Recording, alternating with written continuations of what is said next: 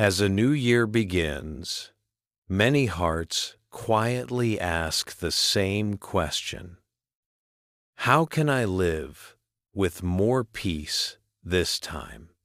The Buddha taught that peace does not come from changing the world, but from understanding the mind that experiences it.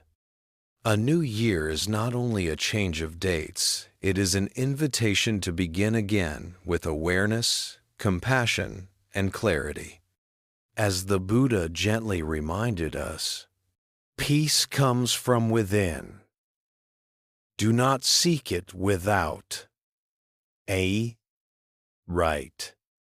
When we plant seeds of mindfulness today, the year ahead unfolds with calm, wisdom, and quiet strength. As a new year begins, many people rush to set resolutions, goals shaped by pressure, comparison, or fear of being left behind. The Buddha offered a gentler and far more powerful starting point: right intention. In Buddhist teaching, a peaceful life does not begin with external achievement. It begins with the direction of the heart. Right intention, known as sammasankappa, is the quiet choice to orient one's life toward wisdom, compassion, and non-harming moment by moment. The Buddha taught that intention is the seed of all action. Before a word is spoken, before a choice is made, intention has already shaped the outcome. When intentions are unclear or driven by craving, even good goals can create stress. But when intention is rooted in clarity, even small actions bring peace. In the Dhammapada, the Buddha said, all experience is preceded by mind, led by mind, made by mind.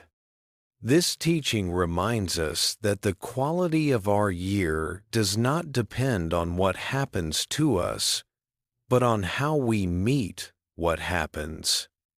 As we step into 2026, right intention invites us to ask not, what do I want to achieve? But, how do I wish to live?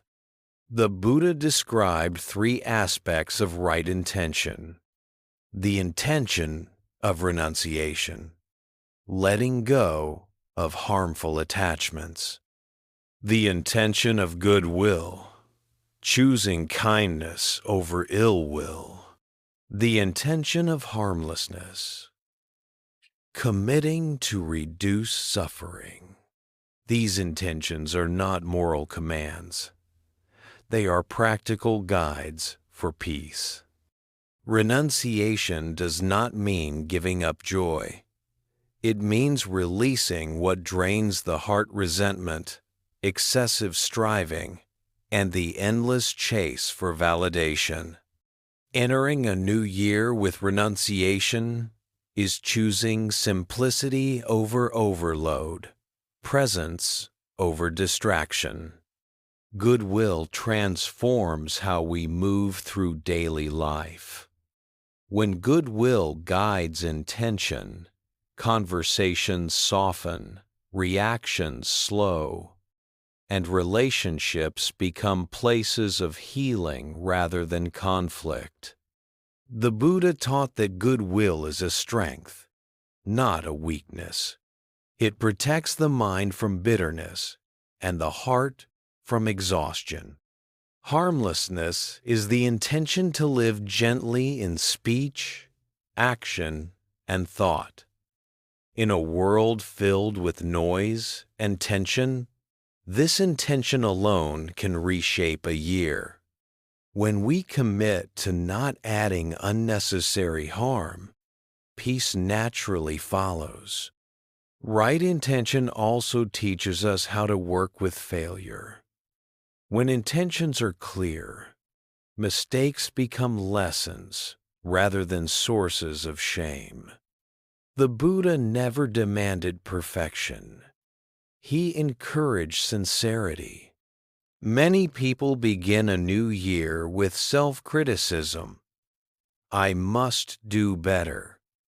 I must become someone else.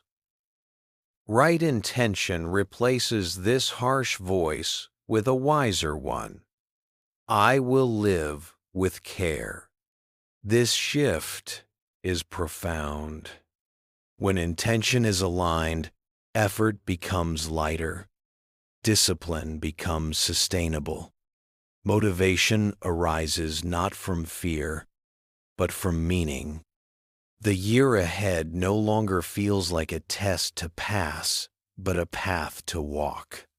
The Buddha also taught that intention must be renewed daily. It is not a single promise made on January 1st. It is a living practice. Each morning, we choose again.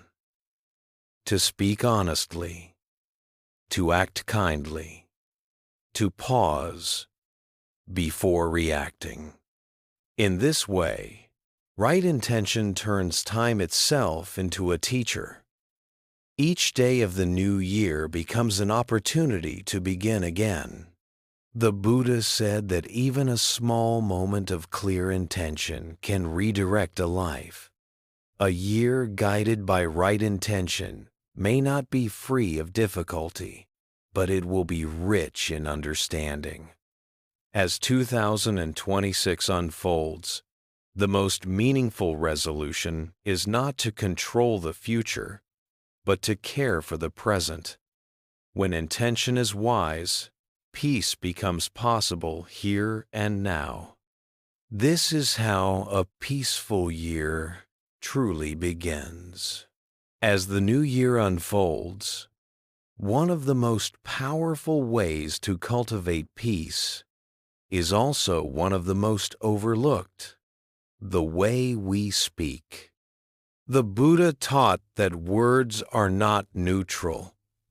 They carry intention, shape relationships, and quietly influence the state of the mind. Right speech samavaka is not about speaking less. It is about speaking with awareness, truth, and compassion. The Buddha taught that much suffering arises not from what happens to us, but from what is said carelessly, harshly, or without understanding. A peaceful year begins when we become mindful of the bridge between the heart and the world, our speech. In the Dhammapada, the Buddha said, "Better than 1,000 hollow words is one word that brings peace." This teaching invites us to see speech as a practice, not a habit. The Buddha described 4 qualities of right speech: truthful speech, speaking what is true; harmonious speech, speaking what unites, not divides; gentle speech, speaking without harshness; meaningful speech, speaking with purpose, not idle chatter. As we enter 2026, these 4 qualities can become daily companions. Truthful speech does not mean blunt honesty without care. The Buddha taught truth spoken without compassion can still cause harm. Right speech asks not only, is it true, but also, is it helpful? And is this the right time? Many conflicts are born when truth is delivered without kindness. A peaceful year grows when truth is offered as a gift, not a weapon. Harmonious speech is the intention to reduce division. In families, workplaces, and communities, words can either widen distance or create understanding. The Buddha taught that choosing harmony does not mean avoiding difficult conversations. It means approaching them with the wish to heal, not to win. Gentle speech reflects a gentle heart. Harsh words often come from pain rather than clarity. When we pause before speaking, we give wisdom time to arise. The Buddha taught that a calm voice can soothe even an agitated mind. Meaningful speech asks us to notice how much energy is lost through idle or reactive talk. Not every thought needs to be spoken. Silence, when guided by awareness, can be deeply compassionate. Right speech also includes how we speak to ourselves. The Buddha understood that inner speech shapes our experience just as powerfully as outer speech. Harsh self-talk, constant comparison, and inner criticism create inner conflict. A peaceful new year begins when we change this inner dialogue. When self-talk becomes truthful, gentle, and encouraging, the mind becomes a safe place to live. The Buddha never asked us to speak perfectly. He asked us to speak mindfully. Mistakes will happen. Words will slip. But when awareness is present, repair is possible.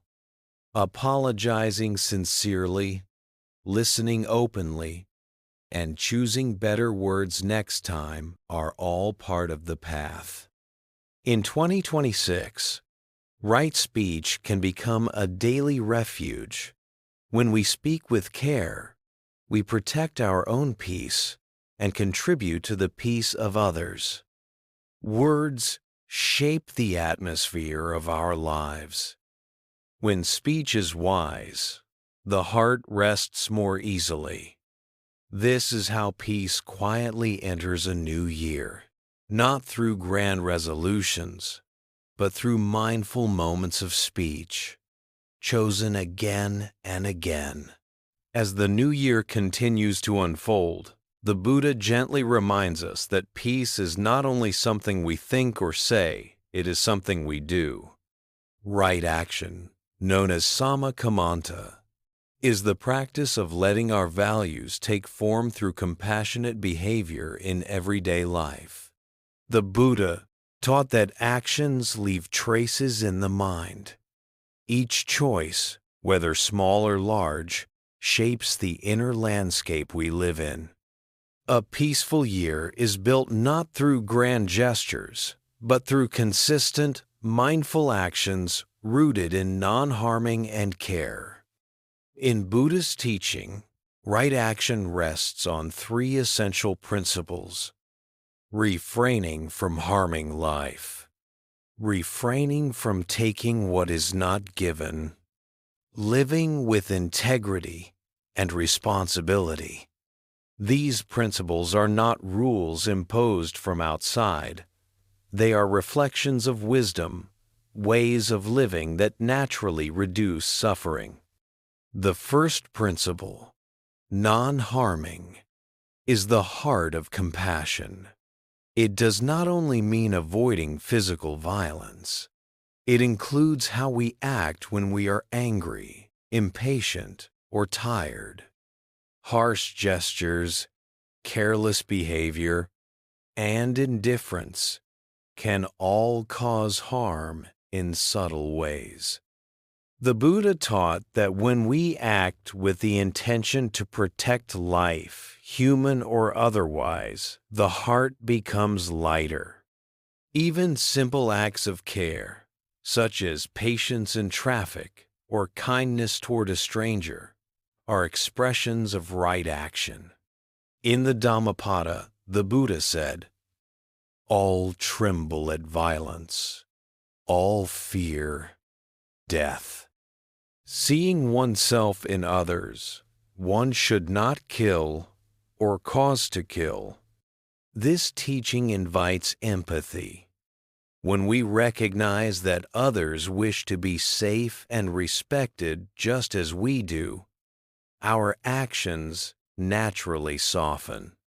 The second principle, refraining from taking what is not given, goes beyond theft. It includes respecting time, trust, boundaries, and emotional space. In a new year, right action invites us to ask, am I taking more than I give? Am I acting with fairness? Living honestly creates inner peace. When we stop cutting corners emotionally or ethically, we stop carrying quiet guilt. The Buddha taught that a clear conscience is one of the greatest sources of happiness. The third principle, integrity in relationships and responsibilities, asks us to act with respect and accountability. Whether in family life, work, or community, right action means honoring commitments and recognizing the impact of our behavior on others. The Buddha understood that mistakes are part of being human. Right action is not about perfection. It is about learning and correcting course. When we act mindfully, even difficult situations become opportunities for growth. A peaceful year does not mean fewer challenges. It means responding to challenges without adding harm. Right action also includes how we care for ourselves. Overworking, neglecting rest, or ignoring emotional needs are forms of harm.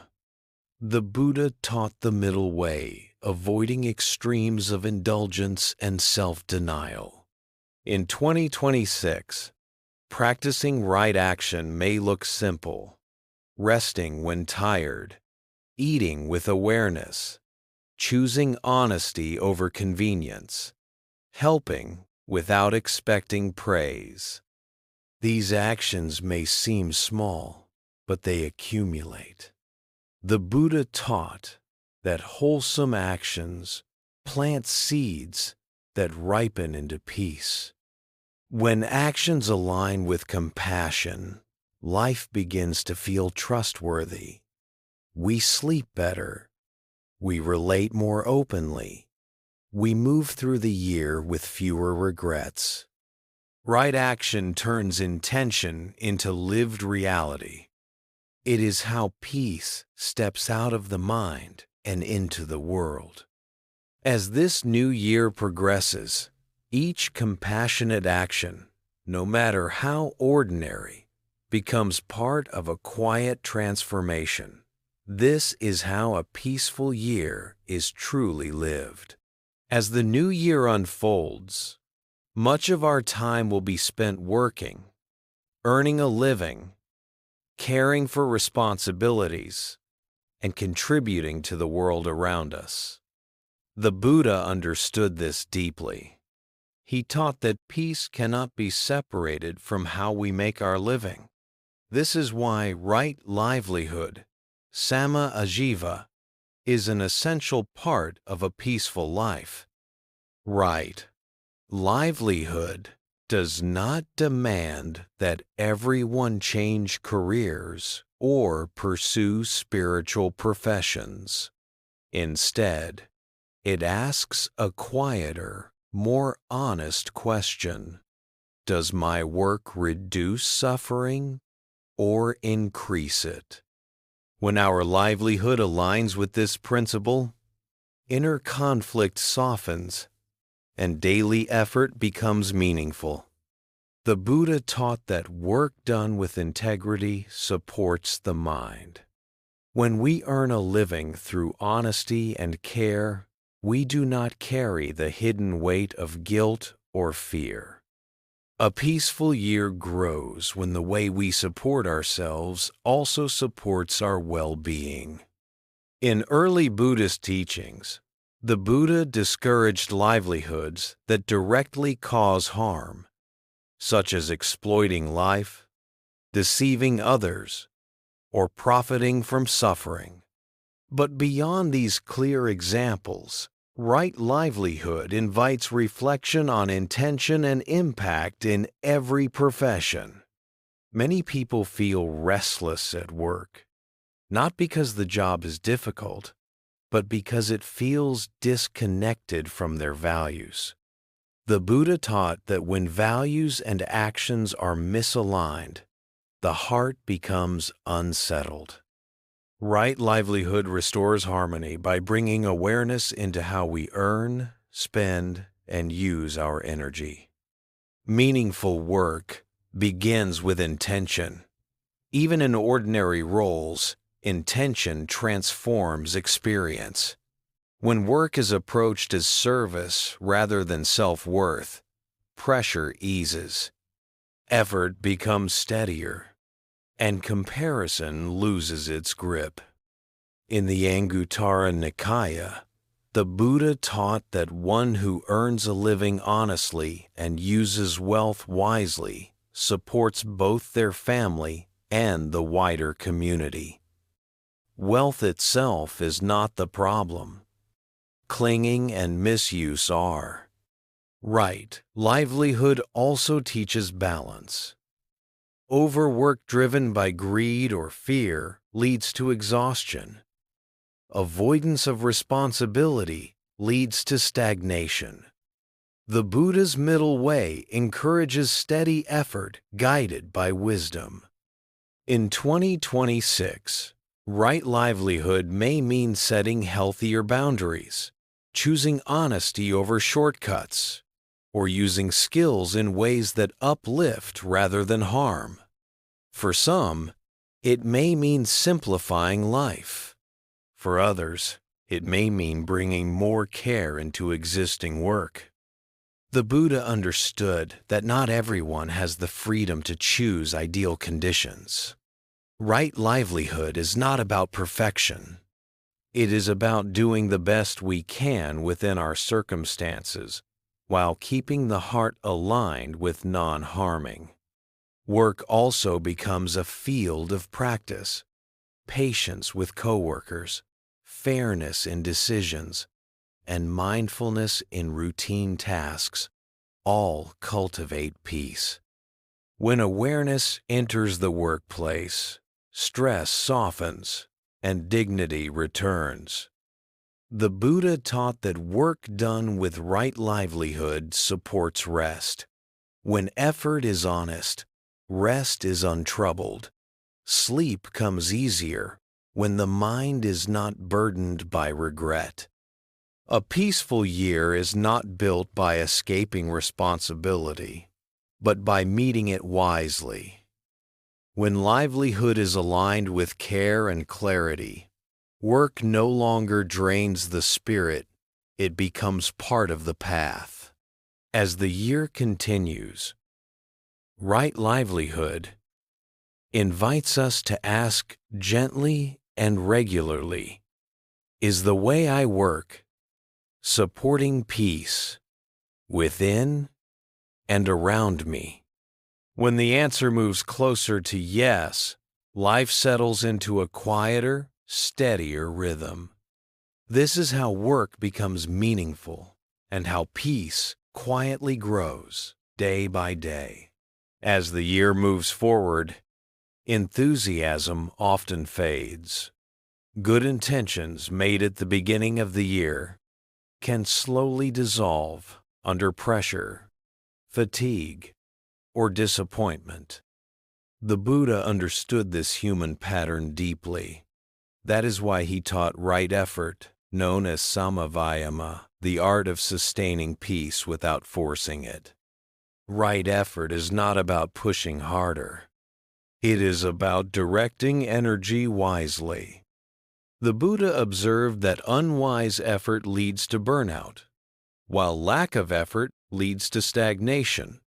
Peace grows in the middle, where effort is steady, kind, and informed by awareness. In Buddhist teaching, right effort has 4 aspects: preventing unwholesome states from arising, letting go of unwholesome states that have arisen, cultivating wholesome states not yet present, maintaining and strengthening wholesome states already present.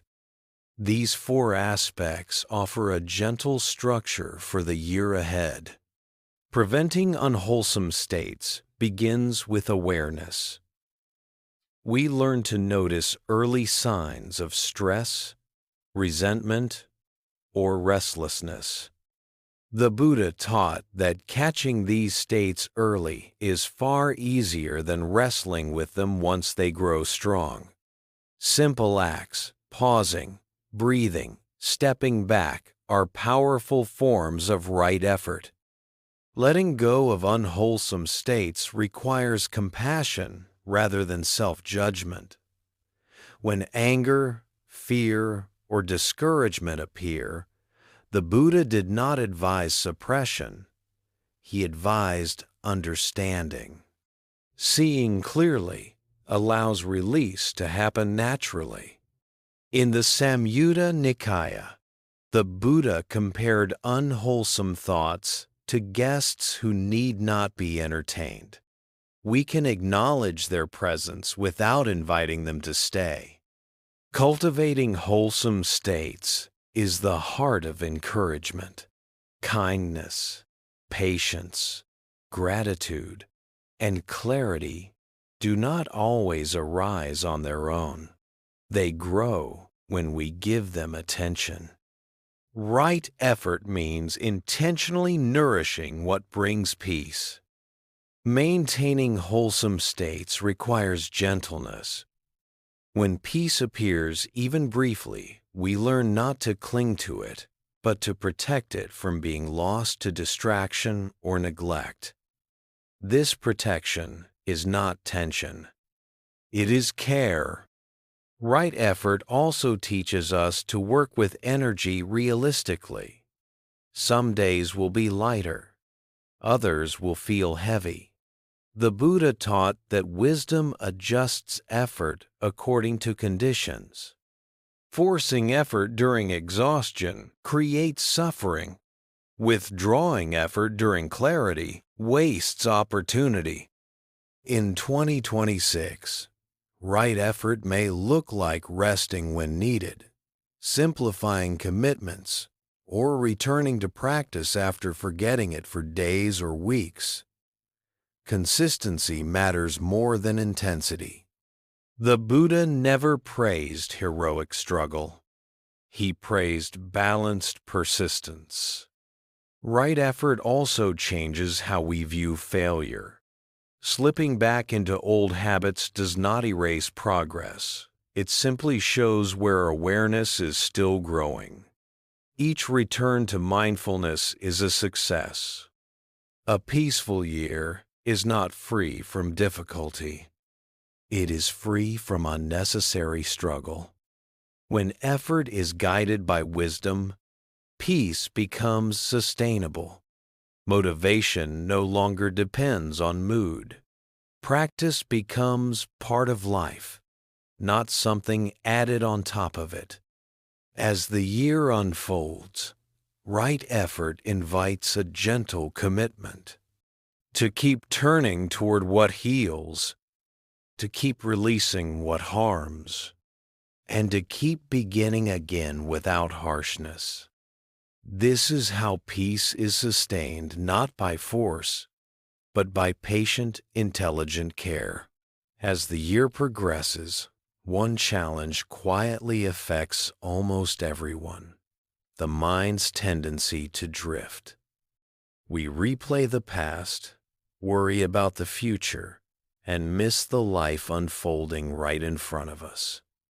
The Buddha taught that peace is not lost because life is difficult, but because the mind is often elsewhere. This is why right mindfulness, samasati, is essential for a peaceful new year. Right mindfulness is the practice of remembering to be present, not forcefully, but gently. It is not about stopping thoughts. It is about seeing clearly what is happening now. without judgment or resistance. In the Satipatthana Sutta, the Buddha described 4 foundations of mindfulness: mindfulness of the body, feelings, mind, and mental states. These are not abstract ideas. They are practical doorways into peace. Mindfulness of the body anchors us in reality. When we feel the breath, notice posture, or sense movement, the mind settles.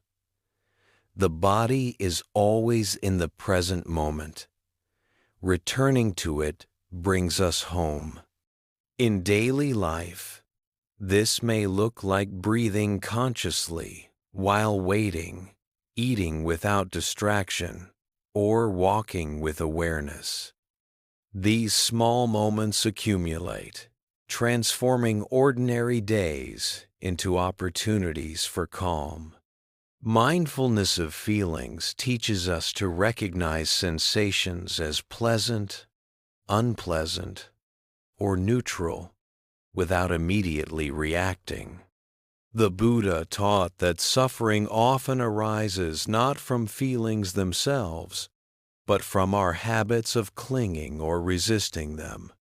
When we observe feelings gently, we gain space. Joy is enjoyed without attachment. Discomfort is met without panic. This balance brings emotional steadiness throughout the year. Mindfulness of the mind allows us to notice states such as restlessness, calm, anger, or clarity. Instead of identifying with these states, we learn to observe them. The Buddha taught that seeing the mind clearly loosens its grip. In 2026, this practice may be especially important as information overload and constant stimulation pull attention outward. Right mindfulness restores sovereignty over our attention. Mindfulness of mental states helps us recognize patterns such as greed, ill will, or confusion before they dominate behavior. Awareness interrupts automatic reactions and opens the door to wise response. The Buddha taught that mindfulness is a form of protection. When awareness is present, harmful actions lose momentum. Peace becomes more stable. Right. Mindfulness also nurtures gratitude. When we are present, we notice simple goodness, warm sunlight, a quiet breath, a moment of kindness. Gratitude softens the heart and reduces craving. Many people believe mindfulness requires long meditation sessions. The Buddha taught otherwise. While formal practice is valuable, mindfulness is meant to permeate daily life. A peaceful year is not built only on cushions and retreats. It is built in kitchens, workplaces, and conversations. Right. Mindfulness also helps us relate kindly to ourselves. When we notice distraction or forgetfulness, we return without blame. Each return strengthens awareness. In the Dhammapada, the Buddha said, "Mindfulness is the path to the deathless. Heedlessness is the path to death." This teaching reminds us that presence keeps life alive. When we live attentively, even challenges feel workable. When we live absent-mindedly, even blessings feel empty.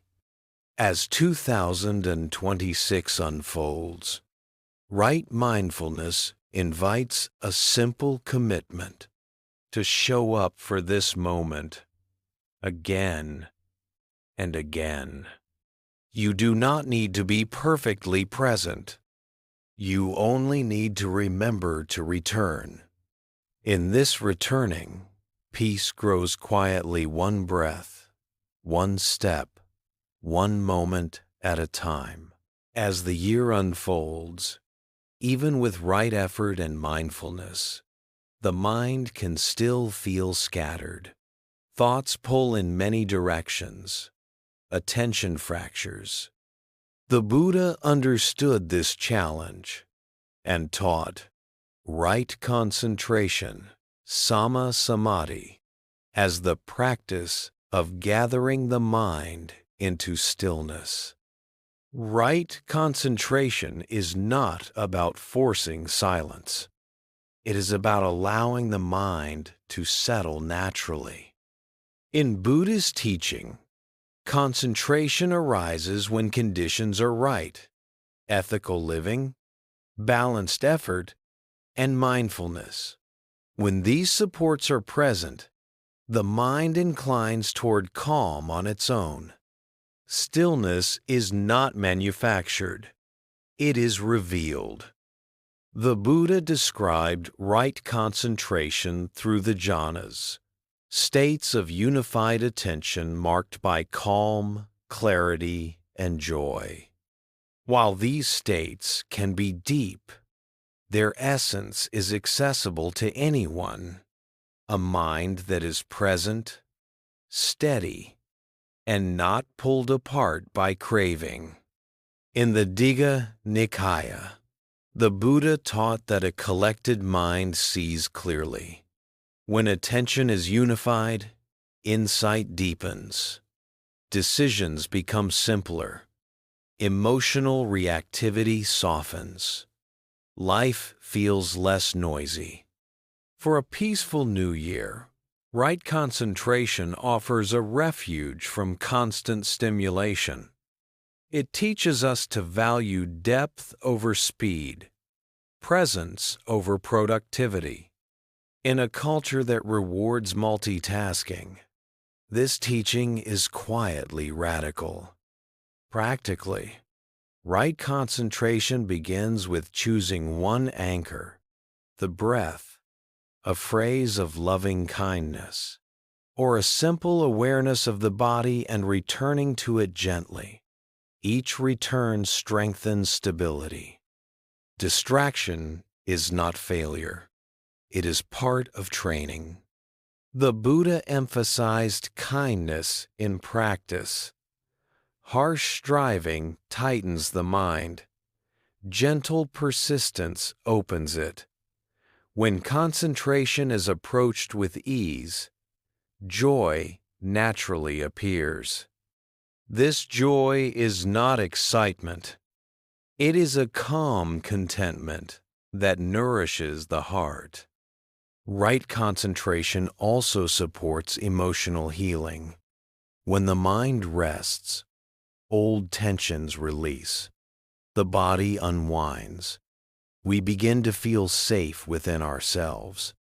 This inner safety is essential for a peaceful year. The Buddha taught that stillness does not isolate us from life. It prepares us to meet life wisely. From a settled mind, compassion flows more easily. Speech becomes measured. Action becomes deliberate. In daily life, moments of concentration can be brief yet powerful. A few breaths before speaking. A quiet pause before responding. A minute of stillness at the start or end of the day. These moments accumulate, reshaping the quality of the year. Right. Concentration also teaches patience. The mind does not settle on command. Some days will be calm, others restless. The Buddha advised trusting the process. Each sincere practice plants a seed. In the Dhammapada, the Buddha said, "A mind unruffled by the ups and downs of life, that is the greatest blessing." This unruffled mind is not indifferent. It is resilient. As 2026 continues, Right concentration invites us to create space for stillness regularly, gently, and without pressure. In that stillness, clarity grows.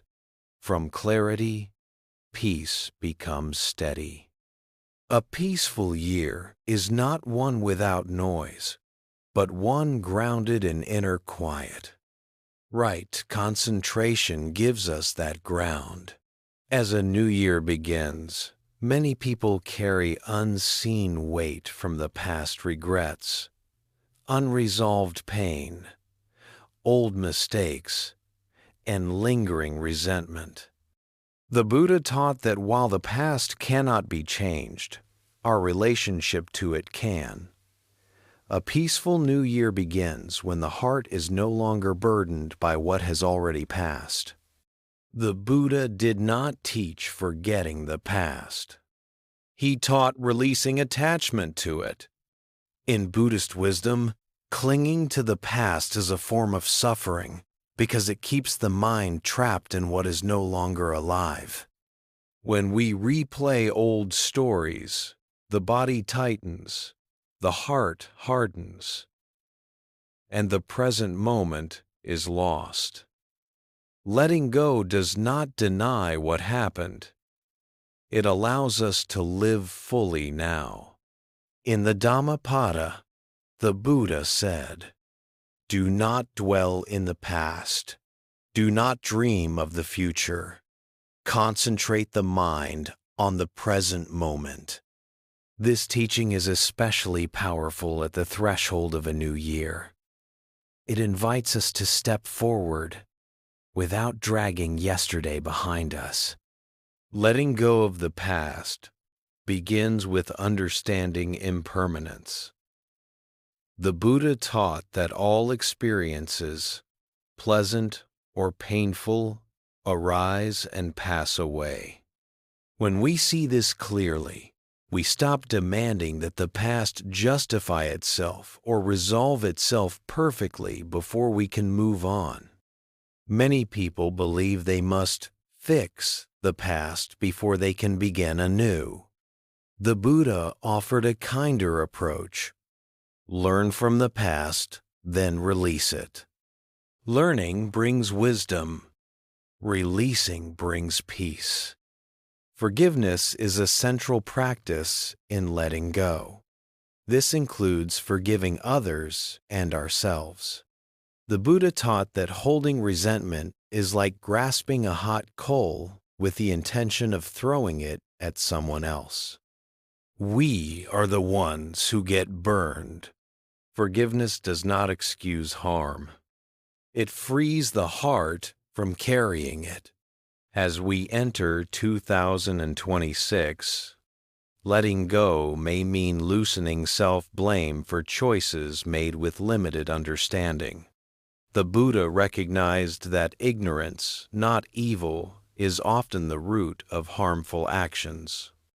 When awareness grows, compassion can replace judgment. Letting go also involves releasing old identities. We are not fixed beings. The person you were last year is not the person you must be this year. The Buddha taught non-self anatta to remind us that identity is fluid. Clinging to outdated labels limits growth. When we allow ourselves to change, the future opens. Practically, letting go may look like simple rituals of closure, writing down what you are ready to release, offering silent forgiveness, or consciously choosing not to rehearse old narratives. These acts are not symbolic. They reshape the nervous system and calm the mind. The Buddha emphasized that peace does not come from erasing memory, but from ending mental resistance. When we stop arguing with what has already happened, energy returns to the present. A lighter heart makes room for joy, curiosity, and compassion. When the past loosens its grip, The new year feels spacious rather than pressured. The Buddha taught that each moment is an opportunity to begin again. There is no limit on fresh starts. Even in the middle of difficulty, release is possible. As 2026 unfolds, letting go of the past is not a single decision. It is a practice, one we return to gently whenever the mind drifts backward. With each release, the heart becomes lighter. With each moment of presence, peace deepens. This is how the new year begins, not with perfection, but with freedom. As the new year unfolds, the Buddha invites us to practice a quiet yet transformative quality: gratitude. Gratitude is not denial of hardship. It is the ability to recognize goodness even when life is imperfect. The Buddha taught that a grateful mind is a peaceful mind because it rests in sufficiency rather than lack. In Buddhist teaching, gratitude arises naturally from right understanding. When we see how many conditions support each moment of our lives, the air we breathe, the food we eat, the people who help us, we begin to appreciate what is already present. This appreciation softens craving and reduces suffering. The Buddha did not frame gratitude as positive thinking. He framed it as clear seeing. In the Anguttara Nikaya, the Buddha spoke of gratitude and thankfulness, katanyuta, as qualities of a noble person. To recognize what has been done for us and to respond with appreciation is an expression of wisdom and humility. Gratitude begins by noticing small things: a peaceful morning, a kind word, a body that carries us through the day. When we train attention to see these simple supports, the heart relaxes. Life feels less heavy. Many people enter a new year focused on what is missing: goals not achieved, relationships strained, dreams delayed. The Buddha taught that this focus fuels dissatisfaction. Gratitude shifts attention from what is lacking to what is already sufficient. This shift does not make us complacent. It makes us content, which the Buddha praised as a great wealth. Cultivating gratitude also heals comparison. When we appreciate our own life as it is, the urge to measure ourselves against others loses strength. The heart settles into its own rhythm. Gratitude strengthens resilience. During difficult times, it reminds us that pain is not the whole story. Even in struggle, there are moments of support and care.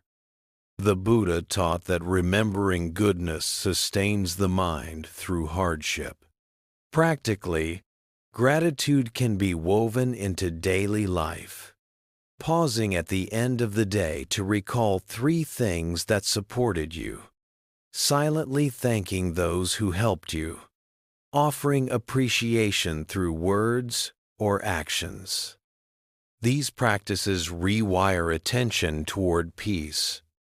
Gratitude also deepens relationships. When appreciation is expressed, trust grows. The Buddha taught that harmonious relationships are a foundation for a peaceful life. Gratitude keeps these relationships alive. Importantly, gratitude includes appreciation for oneself, for effort made, lessons learned, and growth achieved. The Buddha encouraged acknowledging sincere effort without pride or harshness. As 2026 continues, gratitude becomes a steady companion. It does not remove challenges, but it changes how we carry them. Life feels more generous.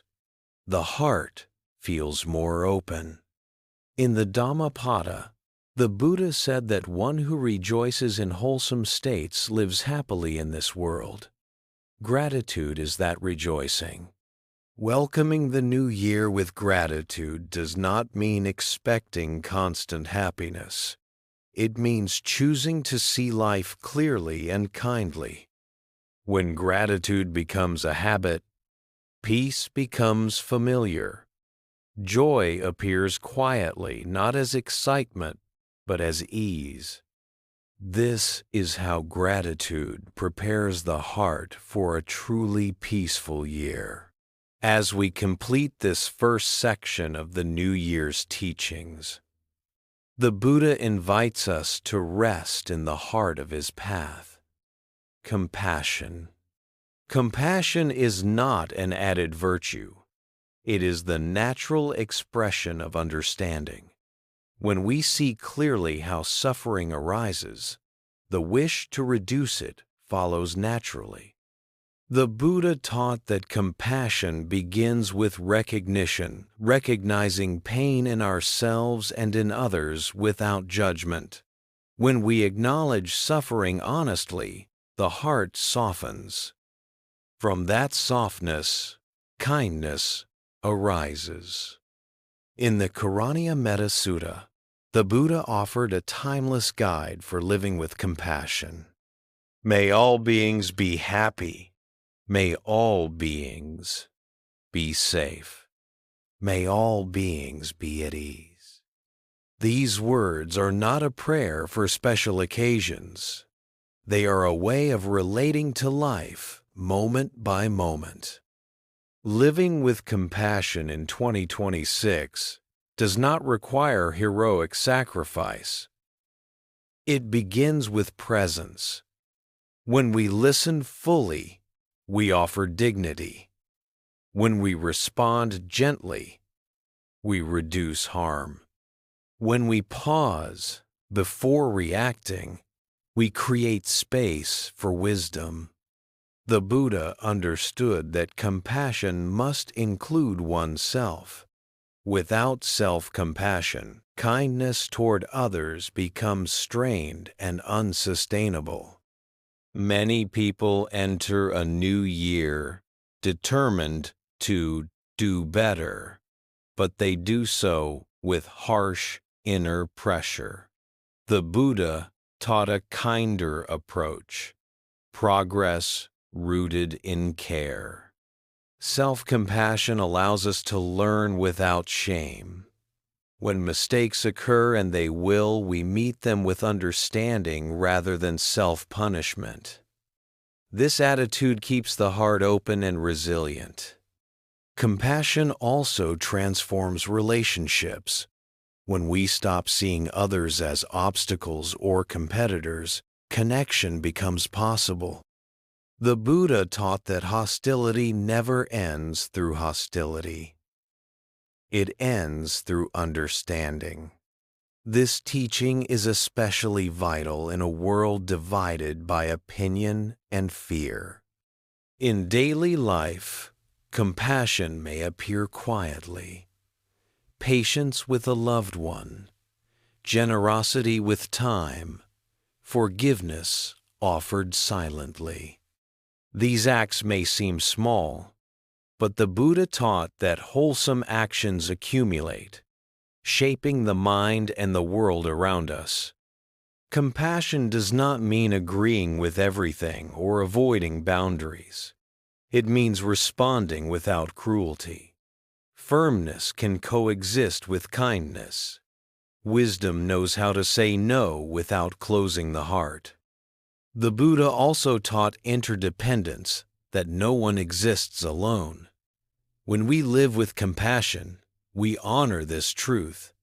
Our well-being is connected to the well-being of others.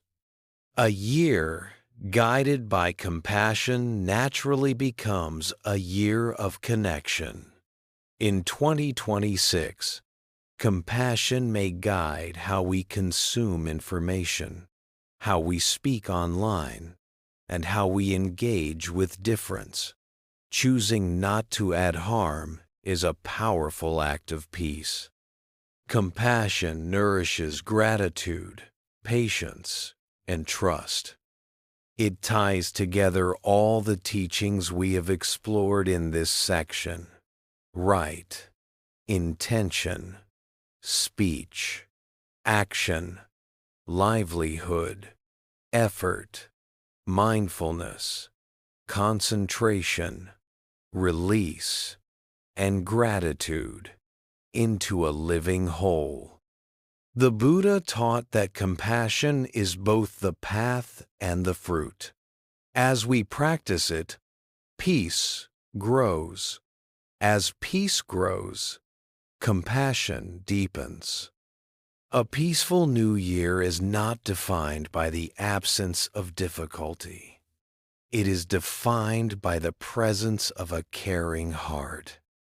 When compassion becomes our way of living, 2026 is no longer just a year on the calendar. It becomes a field of practice where each interaction is an opportunity to reduce suffering and to remember our shared humanity.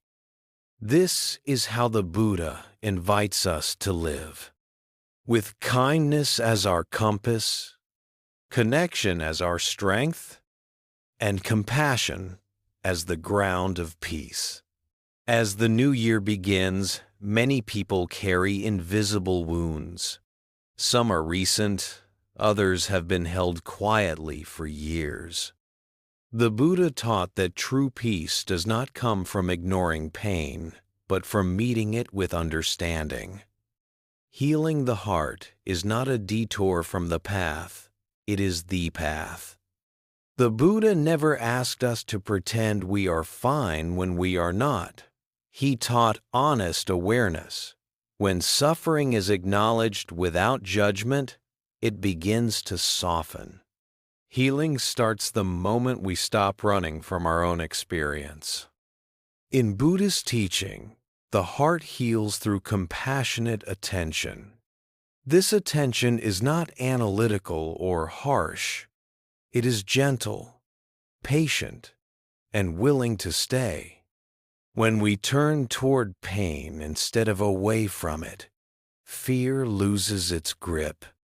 In the Salatha Sutta, the Buddha explained that while physical and emotional pain are unavoidable, additional suffering is created by resistance, by mental stories of blame, regret, or self-judgment.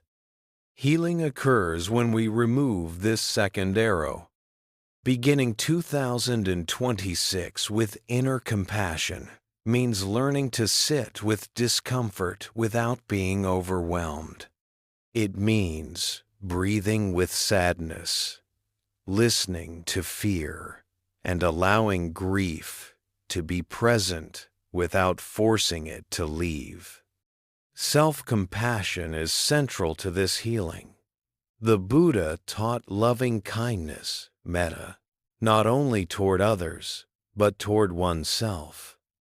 Without self-kindness, healing becomes another form of pressure.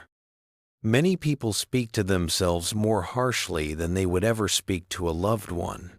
The Buddha gently challenged this habit. He taught that a harsh inner voice is not wisdom, it is suffering repeating itself. In the Metta Sutta, the Buddha encouraged a boundless heart, one that includes oneself fully. When self-compassion is practiced, the nervous system calms, the body relaxes, safety returns. Healing also involves patience. The Buddha taught that wounds close in their own time. Rushing healing only creates more tension. Inner compassion allows space for gradual unfolding. As we begin 2026, healing may look simple, resting when tired, allowing emotions to arise, or choosing not to relive old stories. These choices are not weakness, they are wisdom. The Buddha taught that understanding heals more deeply than control. When we understand why pain is present, attachment, loss, unmet needs, we stop fighting it. In that understanding, peace grows. Healing the heart also prepares us to connect more authentically with others. When we are gentle with ourselves, we become gentle in relationship. Compassion flows outward naturally. A peaceful year does not require a healed past. It requires a kind present. As 2026 unfolds, healing is not a goal to reach. It is a way of relating to whatever arises with care, honesty, and patience. When the heart is met with compassion, it remembers how to rest. And from that rest, peace slowly takes root. As we step further into the new year, many people discover that what weighs them down is not their schedule or responsibilities, but emotional burdens carried silently within. The Buddha taught that suffering is often prolonged not by what happens, but by what we hold on to. To live peacefully in 2026, the heart must learn how to breathe again. The Buddha described emotional burden as attachment to unresolved feelings, anger that lingers, grief that is avoided, fear that is suppressed, and guilt that quietly repeats itself. These emotions are not enemies. They are messages asking for understanding. In Buddhist teaching, liberation does not come from pushing emotions away. It comes from meeting them with awareness. In the Satipatthana Sutta, the Buddha taught mindfulness of feelings pleasant, unpleasant, and neutral without clinging or resistance. This practice allows emotions to complete their natural cycle. When emotions are seen clearly, they lose their power to overwhelm. Many people believe they must be strong by hiding emotions. The Buddha offered a wiser strength, presence. When we allow emotions to be felt fully, without judgment, the heart relaxes. Tension softens. Energy returns. Releasing emotional burdens begins with naming what is present. This is sadness. This is anger. This is fear. The Buddha taught that clear recognition reduces confusion. When the mind stops fighting, the body feels safer.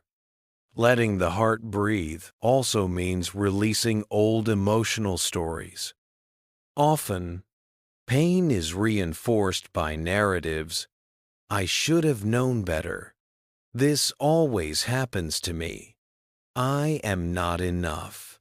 The Buddha taught that these stories are constructions of the mind, not truths. When awareness sees a story as a story, it loosens. Forgiveness plays a vital role in emotional release. This includes forgiving others and forgiving ourselves. The Buddha taught that resentment is a heavy burden that harms the one who carries it. Forgiveness does not deny harm. It releases the heart from being defined by it. In the Dhammapada, the Buddha said that hatred is never ended by hatred, but by love alone. Emotional burdens dissolve when the heart chooses understanding over replay.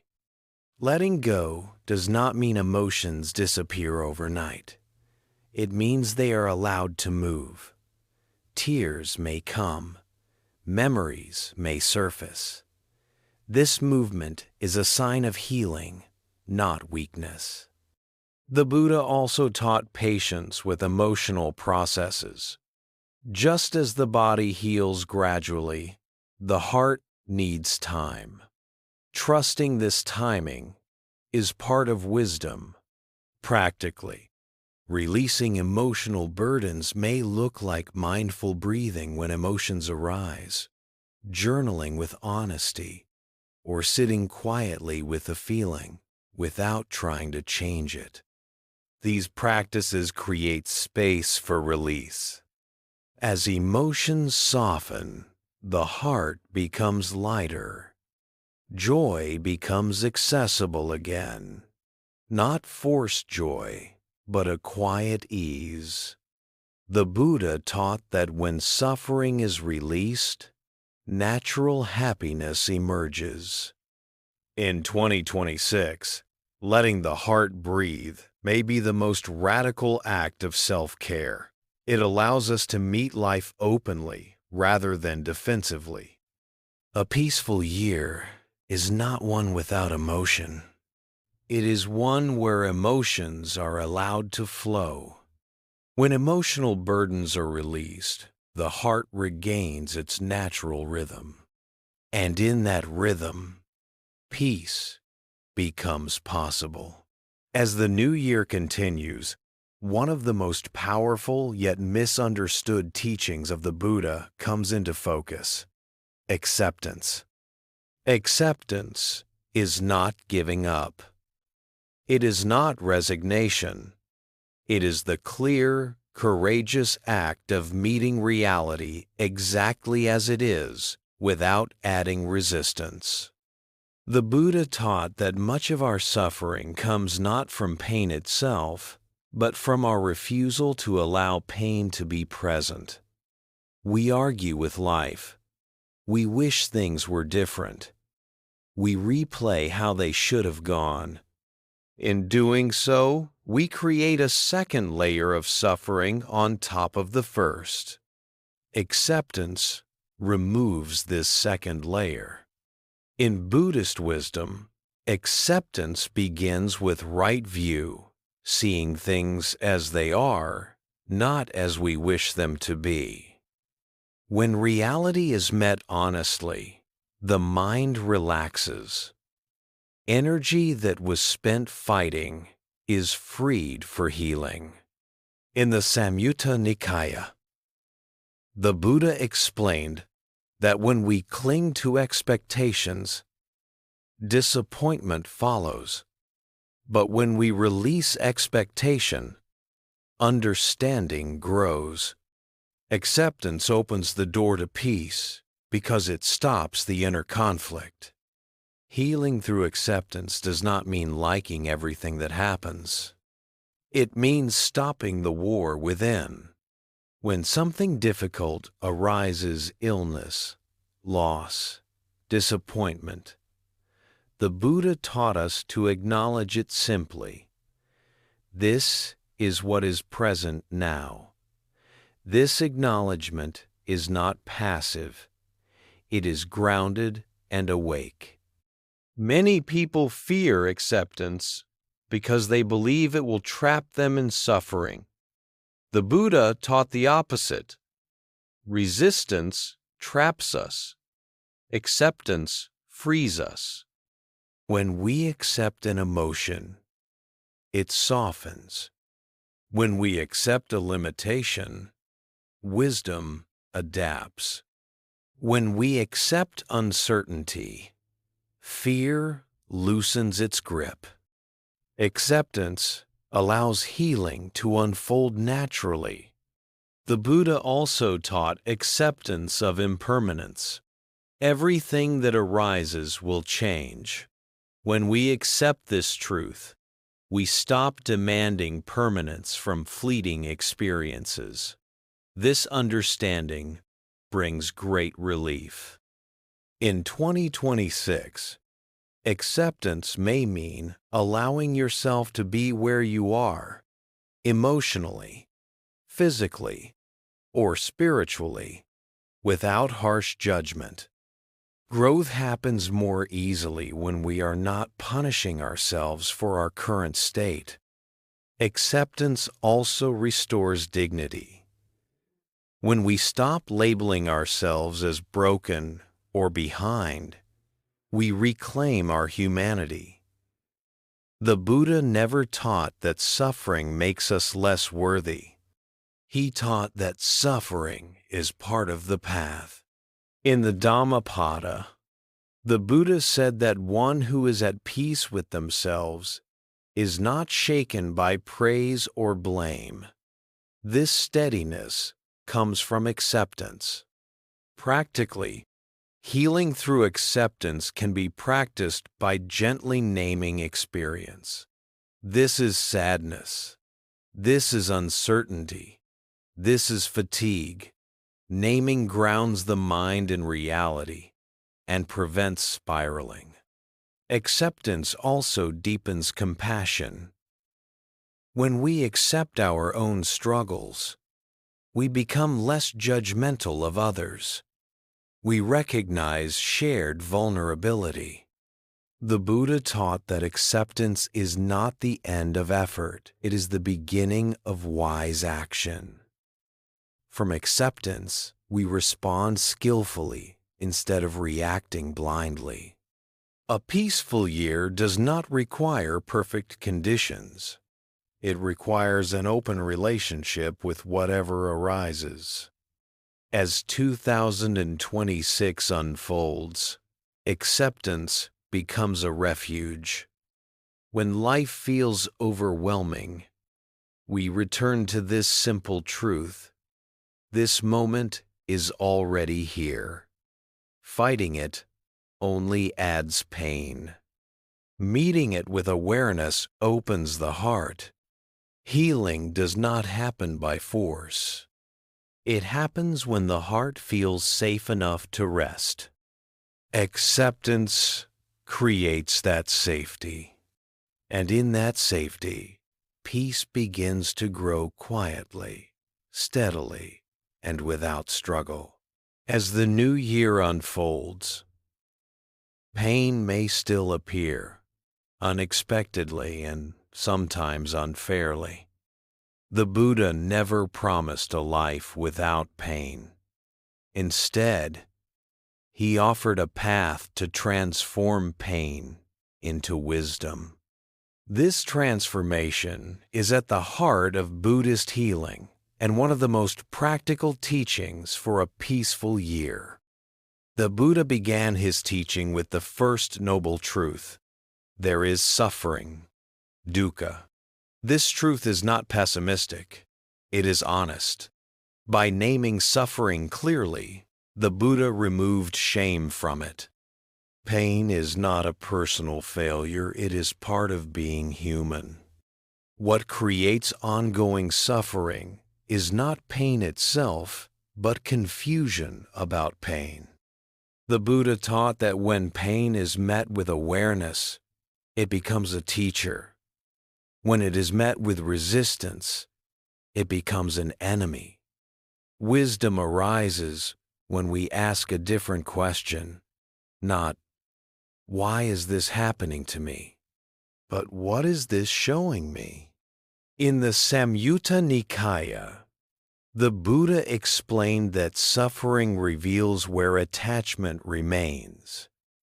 Pain points to what we are clinging to control.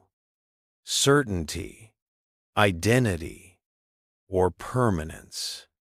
Seeing this clearly loosens the grip of suffering.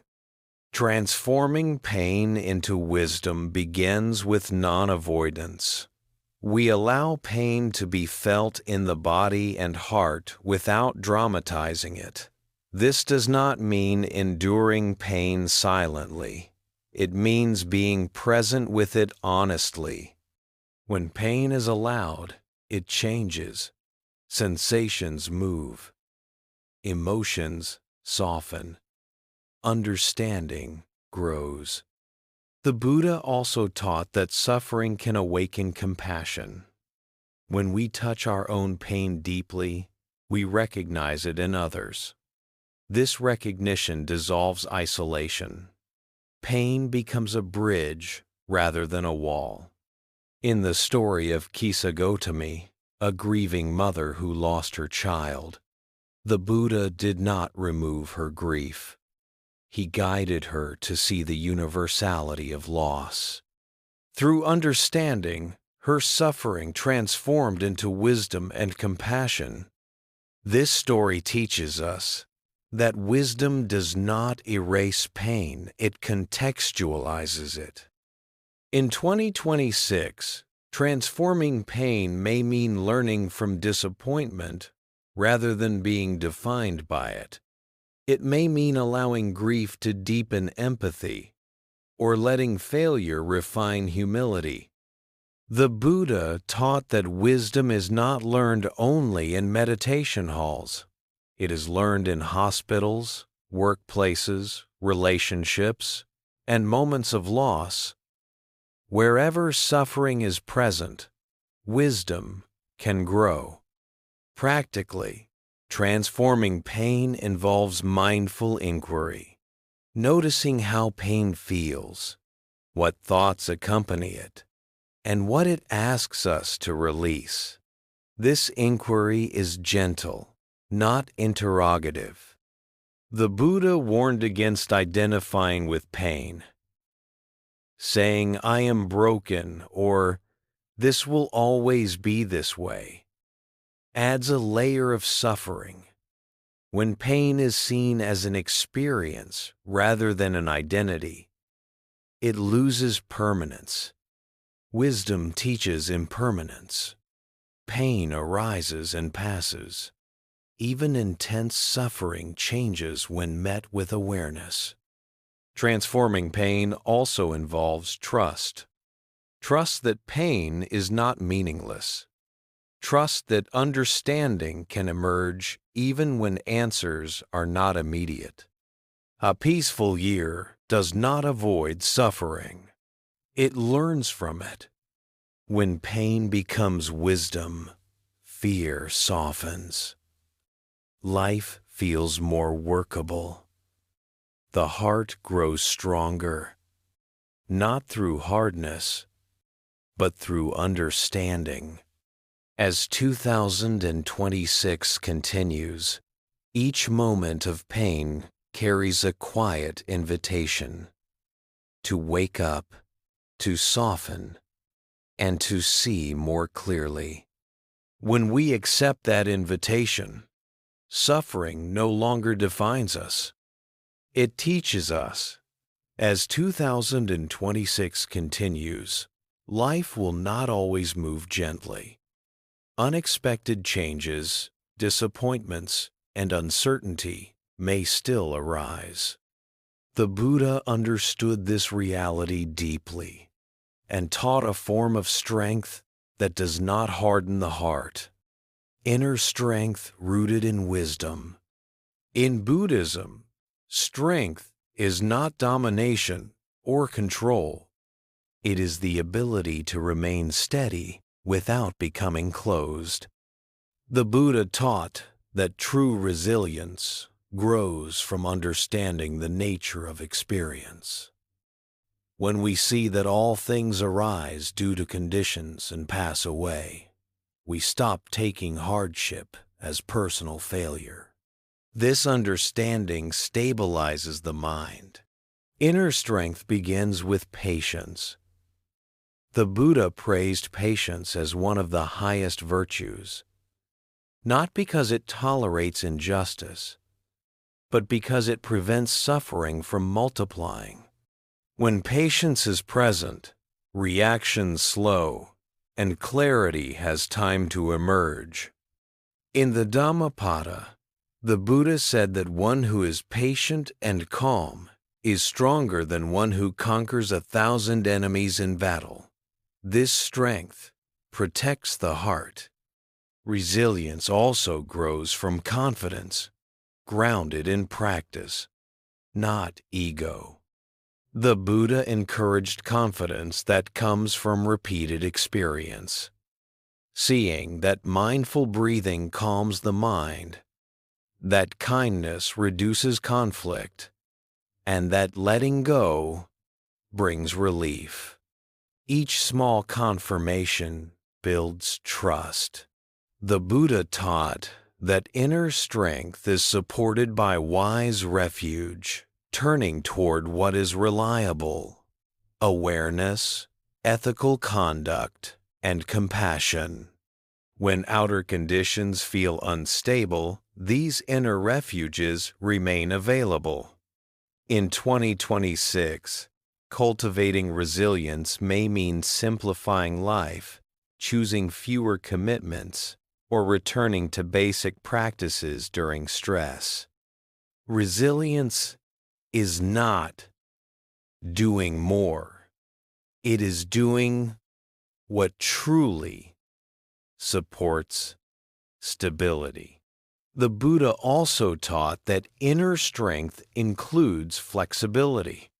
Rigid minds break under pressure. Flexible minds adapt. When plans change, resilience allows us to adjust without despair. Another foundation of resilience is right effort balanced with rest. Overexertion weakens resilience. The Buddha's middle way reminds us that strength is sustained through balance. Resilience deepens when we stop resisting vulnerability. The Buddha did not teach invulnerability. He taught awareness of vulnerability. When we allow ourselves to be human, we recover faster. Compassion plays a crucial role. When we meet our own struggles with kindness, resilience increases. Harsh self-criticism drains energy. Gentle understanding restores it. The Buddha also taught that resilience grows through community sangha. We are not meant to endure life alone. Wise companionship reminds us of perspective and shared humanity. Practically, building resilience may include daily grounding practices, honest reflection, and moments of stillness. These practices strengthen the nervous system and steady the mind. A resilient heart does not avoid pain. It knows how to move through pain without losing itself. As the year unfolds, inner strength becomes a quiet confidence. You trust your capacity to meet life. Fear softens. Challenges feel workable. The Buddha taught that this strength is not loud. It is calm, patient, and enduring. In 2026, cultivating inner strength through Buddhist wisdom allows peace to remain even when conditions change. This is resilience that heals rather than hardens. As a new year unfolds, fear often follows quietly behind hope. Fear of the unknown, fear of loss, fear of not being enough. The Buddha understood fear deeply, not as an enemy to defeat, but as a condition to understand. In Buddhist teaching, peace does not come from eliminating fear, but from seeing it clearly. The Buddha taught that fear arises from attachment to certainty, to identity, to control. When we believe life must unfold in a particular way for us to be safe, fear naturally appears. Letting go of fear begins with letting go of these rigid expectations. In the Dhammapada, the Buddha said that one who is free from craving knows no fear. This does not mean fear never arises. It means fear does not rule the mind. Fear loses its power when it is met with awareness. In 2026, letting go of fear does not require blind optimism. It requires trust, rooted in understanding. The Buddha taught trust in the law of cause and effect, that wise actions lead toward peace, even when outcomes are uncertain. When fear arises, the Buddha encouraged turning toward the body. Fear is not only a thought, it is a physical sensation. By grounding attention in the breath, posture, and present moment sensations, the nervous system calms, clarity returns. Fear often feeds on imagined futures. The Buddha taught returning to what is real now. This moment is usually more workable than the stories we tell about what might happen. Letting go of fear also involves self-trust. Through practice, we learn that we can meet difficulty without collapsing. Each time we survive a challenge with awareness, trust grows. The Buddha taught that courage is not the absence of fear. It is the willingness to stay present while fear passes. Compassion plays an essential role. When fear is met with kindness rather than judgment, it softens. Harsh self-talk strengthens fear. Gentle reassurance weakens it. The Buddha also taught impermanence as an antidote to fear. Everything changes, including fear itself. When we remember this, fear feels less permanent and less personal. In relationships, fear often appears as defensiveness or withdrawal. The Buddha encouraged honest communication and loving kindness to dissolve fear-based reactions. Trust grows when the heart opens rather than closes. Letting go of fear does not mean taking reckless risks. Wisdom discerns when fear is protective and when it is limiting. The Buddha taught listening carefully rather than reacting automatically. As 2026 continues, fear may still visit. The practice is not to expel it, but to welcome it with awareness and allow it to move on. A peaceful year is not fearless. It is fear-informed, but not fear-driven. When fear no longer dictates choices, life feels spacious. Possibility returns. The heart relaxes into trust, not because the future is guaranteed, but because presence is available. The Buddha taught that when we live with awareness, fear gradually loses its authority. Trust becomes the ground from which we live. In trusting life, we do not abandon responsibility. We abandon unnecessary struggle. This is how fear loosens its grip and how peace continues to grow in the year ahead. Uncertainty is one of the defining experiences of modern life. Plans shift. Conditions change. The future refuses to be predictable.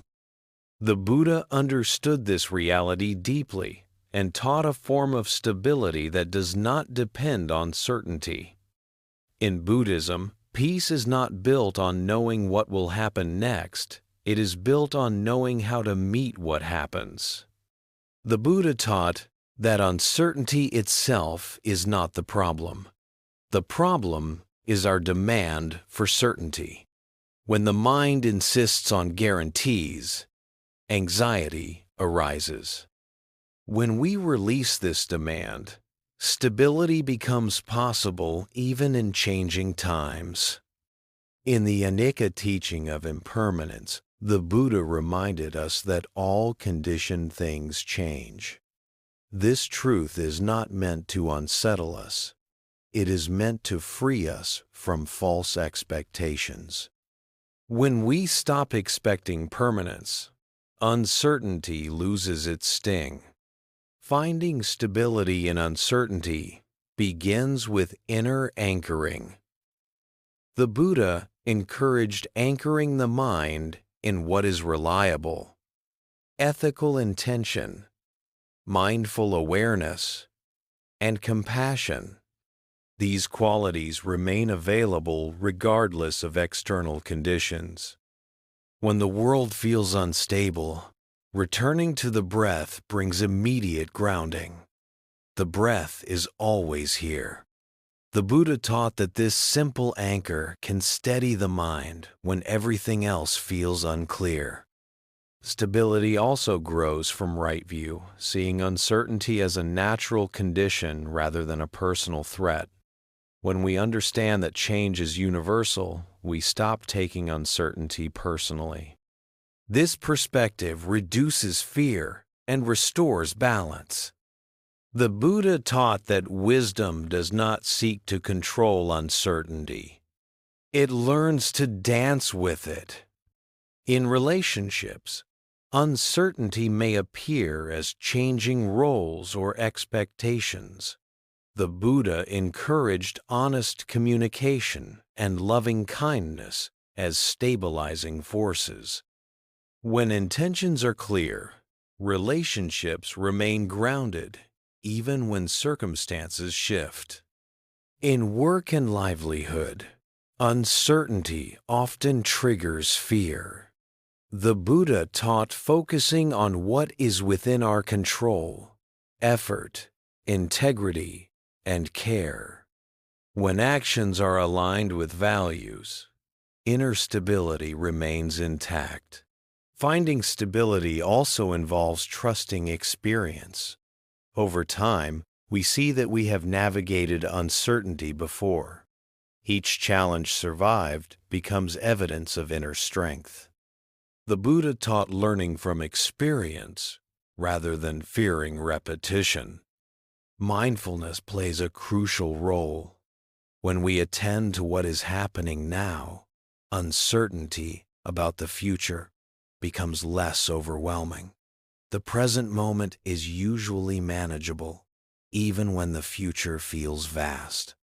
The Buddha also taught equanimity, upekkha, a balanced mind that remains steady amid gain and loss, praise and blame. Equanimity is not indifference. It is emotional balance rooted in understanding. In changing times, equanimity prevents burnout. It allows engagement without collapse. We care deeply without being consumed. Practically, cultivating stability may include daily routines that ground the body and mind, regular reflection on impermanence, and conscious pauses during stress. These practices create a sense of continuity within change. A peaceful year does not promise certainty. It offers reliability of presence. When stability comes from within, uncertainty becomes workable. Life feels less threatening and more fluid. We stop waiting for clarity before living. The Buddha taught that freedom is not found in a predictable world, but in a flexible mind. This flexibility is strength. As 2026 continues to unfold, uncertainty will remain, but when met with wisdom, it no longer destabilizes the heart. It becomes part of the path, another teacher pointing us toward humility, patience, and trust. In this way, stability and uncertainty are not opposites. They coexist. And in their coexistence, peace quietly takes root. As the new year moves forward, one of the deepest sources of inner tension becomes clear: the need to control life. The Buddha taught that while wise action is essential, clinging to control creates suffering. Peace arises not when everything goes our way, but when we learn to trust life's unfolding. In Buddhist teaching, trust is not blind faith. It is confidence born from understanding cause and effect, impermanence, and non-attachment. The Buddha observed that much anxiety comes from believing we must manage every outcome to be safe. When life does not cooperate, frustration and fear appear. Surrendering control does not mean becoming passive. It means releasing the illusion that we can command what is inherently uncertain. In the Upaya teachings, skillful means, the Buddha encouraged responding wisely to conditions rather than forcing them. When we stop insisting that reality match our expectations, the heart relaxes. Energy previously spent resisting becomes available for clarity and compassion. Living with trust begins by recognizing the limits of control. We can choose intentions, actions, and attitudes, but we cannot guarantee results. The Buddha taught that suffering lessens when we focus on what is within our reach and release what is not. Trust is cultivated through practice-based confidence. Each time we act ethically, breathe mindfully, or respond with kindness, and see that peace increases, we learn that we can rely on these qualities. Trust grows from experience, not hope. The Buddha also taught letting go of self-centered control through the understanding of non-self, anatta. When we see that life is shaped by countless conditions, not a single controller, we stop blaming ourselves for everything that goes wrong. This understanding brings relief. In relationships, surrendering control allows genuine connection. When we stop trying to manage others' responses, communication becomes more honest. Love feels less anxious and more spacious. In work and daily planning, trust means doing our best without clinging to perfection. The Buddha's middle way reminds us that balance, not dominance, supports peace. Effort, guided by wisdom, replaces compulsive striving. The Buddha often compared life to a river.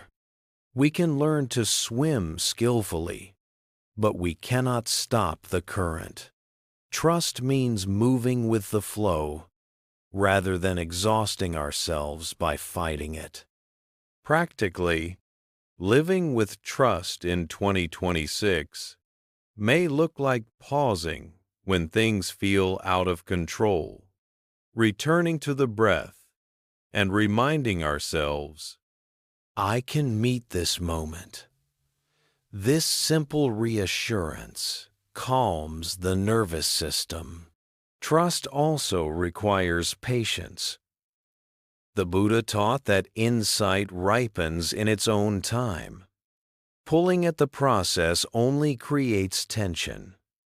When patience is present, trust deepens naturally. Surrendering control does not remove responsibility. It removes unnecessary struggle. When we live with trust, regret softens. We stop replaying decisions endlessly. We accept that we acted with the understanding available at the time. This self-forgiveness is essential for peace. The Buddha taught that true freedom arises when the heart stops arguing with reality. Trust allows us to participate fully in life without demanding certainty. As 2026 unfolds, living with trust creates spaciousness. We respond rather than react. We adapt rather than resist. Life feels less threatening and more workable. A peaceful year is not one where everything is controlled. It is one where the heart is steady even when control is released. This is the trust the Buddha pointed to, a trust that rests in awareness, compassion, and the quiet confidence that we can meet life as it comes. As the year unfolds, one subtle source of suffering quietly shapes our experience. Expectation. Expectations about how people should behave, how life should progress, and how quickly healing should happen. The Buddha taught that expectations, when clung to, narrow the heart and strain the mind. Peace grows when we learn to hold expectations lightly or release them altogether. Expectation is not the same as intention. Intention guides action with care. Expectation demands outcomes. The Buddha encouraged the first and warned against the second. When we confuse intention with expectation, disappointment becomes inevitable. In Buddhist teaching, suffering increases when reality does not match our mental pictures. We may expect appreciation for our efforts, stability after hardship, or clarity after practice. When these do not arrive on schedule, frustration arises. Letting go of expectations restores openness. The Buddha taught equanimity, upekkha, as a balanced mind that remains steady amid success and failure. Equanimity does not mean apathy. It means caring without clinging. When expectations loosen, equanimity becomes possible. Letting go of expectations begins with noticing them. Many expectations operate unconsciously. They should understand me. This year should be easier. I should be further along by now. The Buddha taught that bringing expectations into awareness weakens their grip. When we see an expectation clearly, we can choose not to obey it. Expectations often arise from fear, the fear of uncertainty, rejection, or loss. By recognizing this, we can respond with compassion rather than self-criticism. The Buddha taught meeting fear with understanding softens its hold. In relationships, expectations can create distance. When we expect others to meet unspoken standards, resentment builds. Letting go of expectation allows genuine listening. Connection deepens when we meet people as they are, not as we wish them to be. The Buddha encouraged right speech and right intention to express needs clearly while releasing demands. This balance protects both honesty and peace. In personal growth, expectations can turn practice into pressure. We may expect constant calm, quick insight, or steady progress. The Buddha taught that the path unfolds unevenly. Some days are clear, others are cloudy. Wisdom accepts both. Letting go of expectations also frees joy. When we stop waiting for life to be different, we notice the goodness already present. Gratitude replaces impatience. Practically, releasing expectations in 2026 may look like pausing when disappointment arises and asking, What expectation is being challenged? Naming it creates space. In that space, peace can enter. The Buddha taught that freedom is not getting what we want, but wanting wisely or not at all. When expectations fall away, the heart feels spacious. Life becomes less of a test and more of an experience. This does not mean we stop caring or planning. It means we stop demanding guarantees. As expectations loosen, trust deepens. We respond to what is rather than fighting it. Energy, once spent resisting, becomes available for kindness and clarity. A peaceful year is not one that meets every expectation. It is one where expectations no longer dictate happiness. When we let go of how things should be, we discover how they are, and often find that this is enough. As we complete this section on inner healing, the Buddha points us toward a quiet, yet powerful destination: inner freedom. Inner freedom does not mean escaping responsibilities or withdrawing from life. It means living without unnecessary mental burdens, without being weighed down by fear, expectation, or self-judgment. The Buddha taught that true freedom is not found by changing circumstances, but by changing our relationship to them. When the mind is no longer tightly bound by craving and aversion, life feels lighter even when challenges remain. In Buddhist teaching, inner freedom arises naturally when attachment loosens. We stop clinging to fixed identities, rigid plans, and the need for constant approval. This loosening creates space. In that space, peace appears. The Buddha described freedom as the mind that is not shaken by gain and loss, praise and blame, pleasure and pain. This steadiness does not come from indifference. It comes from understanding impermanence. When we see that everything changes, we stop demanding permanence from passing experiences. Inner freedom grows when we allow life to move without gripping it tightly. Living lightly in 2026 means carrying only what is necessary.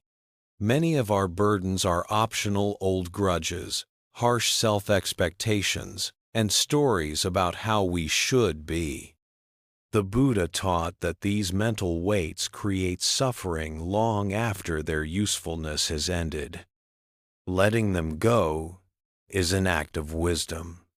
Inner freedom also includes simplicity. The Buddha encouraged simplifying both outer life and inner life.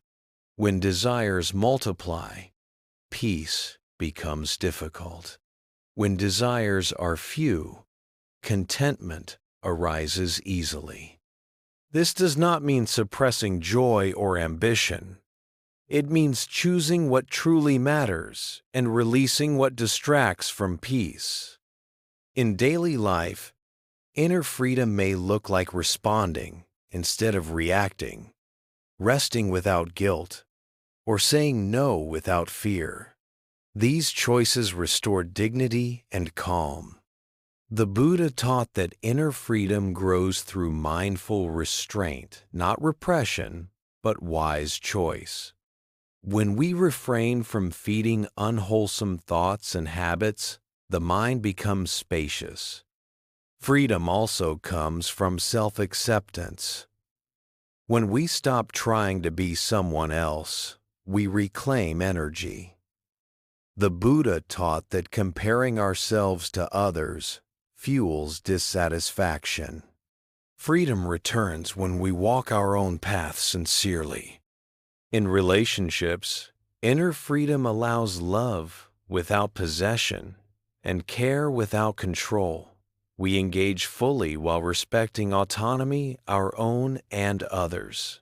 This balance creates healthy connection. The Buddha also taught that freedom is supported by compassion. When the heart is kind, it does not imprison itself with bitterness. Forgiveness becomes possible. Lightness returns. In the Dhammapada, the Buddha praised the one who has few wishes and a calm mind, describing such a person as truly rich. Inner freedom is this richness. As 2026 unfolds, inner freedom invites us to ask gently, what am I carrying that I can put down? Each burden released creates more room for peace. A peaceful year is not one with fewer responsibilities. It is one with less inner resistance. When inner freedom becomes a way of living, peace no longer depends on circumstances. It becomes portable, available wherever we are. The Buddha taught that this freedom is not distant. It begins now with one moment of letting go. And in that letting go, life feels lighter, kinder, and quietly at ease. As the new year unfolds, the Buddha's teachings gently return us to a simple truth.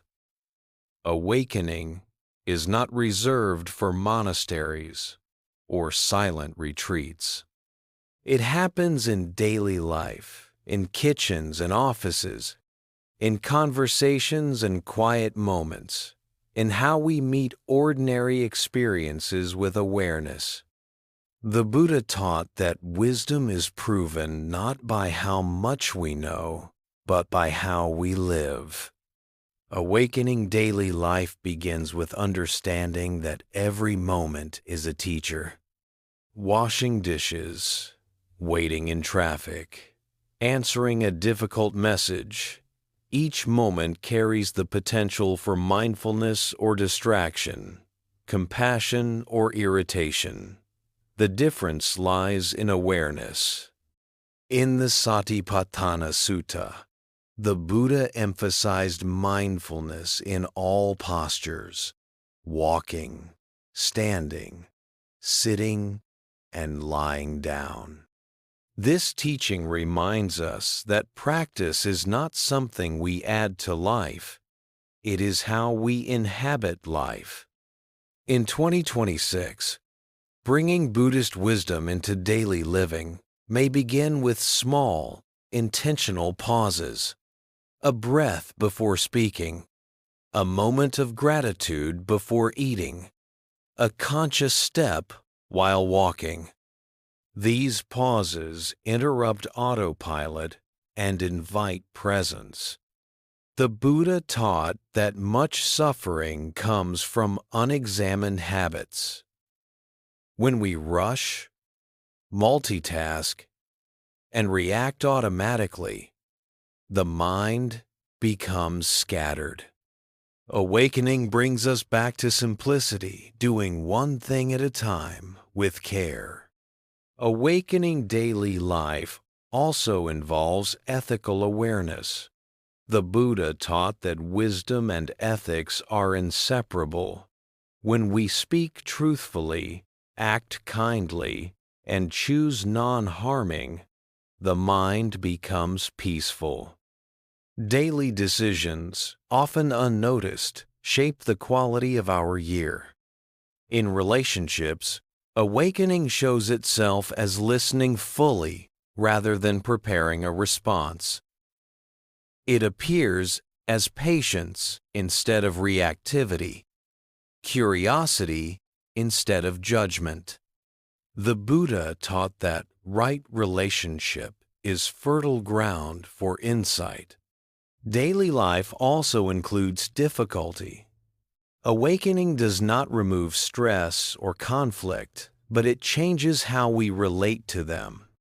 When challenges arise, we learn to pause, feel the body, and respond with wisdom rather than impulse. The Buddha taught that mindfulness transforms suffering into understanding. When we meet irritation with awareness, it loses power. When we meet fatigue with kindness, resilience grows. Awakening daily life also means recognizing impermanence in small ways, watching a feeling rise and fall, noticing a breath begin and end. These observations train the mind to release clinging gently. In modern life, distractions are constant. The Buddha's teaching offers an antidote, returning to the present moment again and again. Each return is an act of awakening. The Buddha did not expect continuous awareness. He expected sincere return. Forgetting is part of practice. Remembering to come back is success. Awakening daily life also invites joy. When we are present, ordinary moments become vivid. Warm tea, sunlight, a kind gesture, these are no longer background details. They are life itself. In the Dhammapada, the Buddha said that one who lives mindfully dwells happily in this world. Happiness here does not mean constant pleasure. It means ease that comes from not being at war with experience.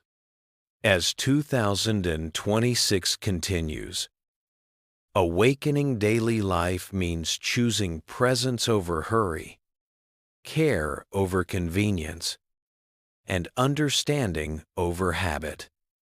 These choices, repeated gently, reshape the year. Awakening is not a destination. It is a way of showing up. When Buddhist wisdom enters daily life, peace stops being an idea and becomes a lived reality, moment by moment, breath by breath. As the new year continues, the Buddha's teachings gently remind us that awakening does not happen alone. Much of our peace or suffering arises in relationships.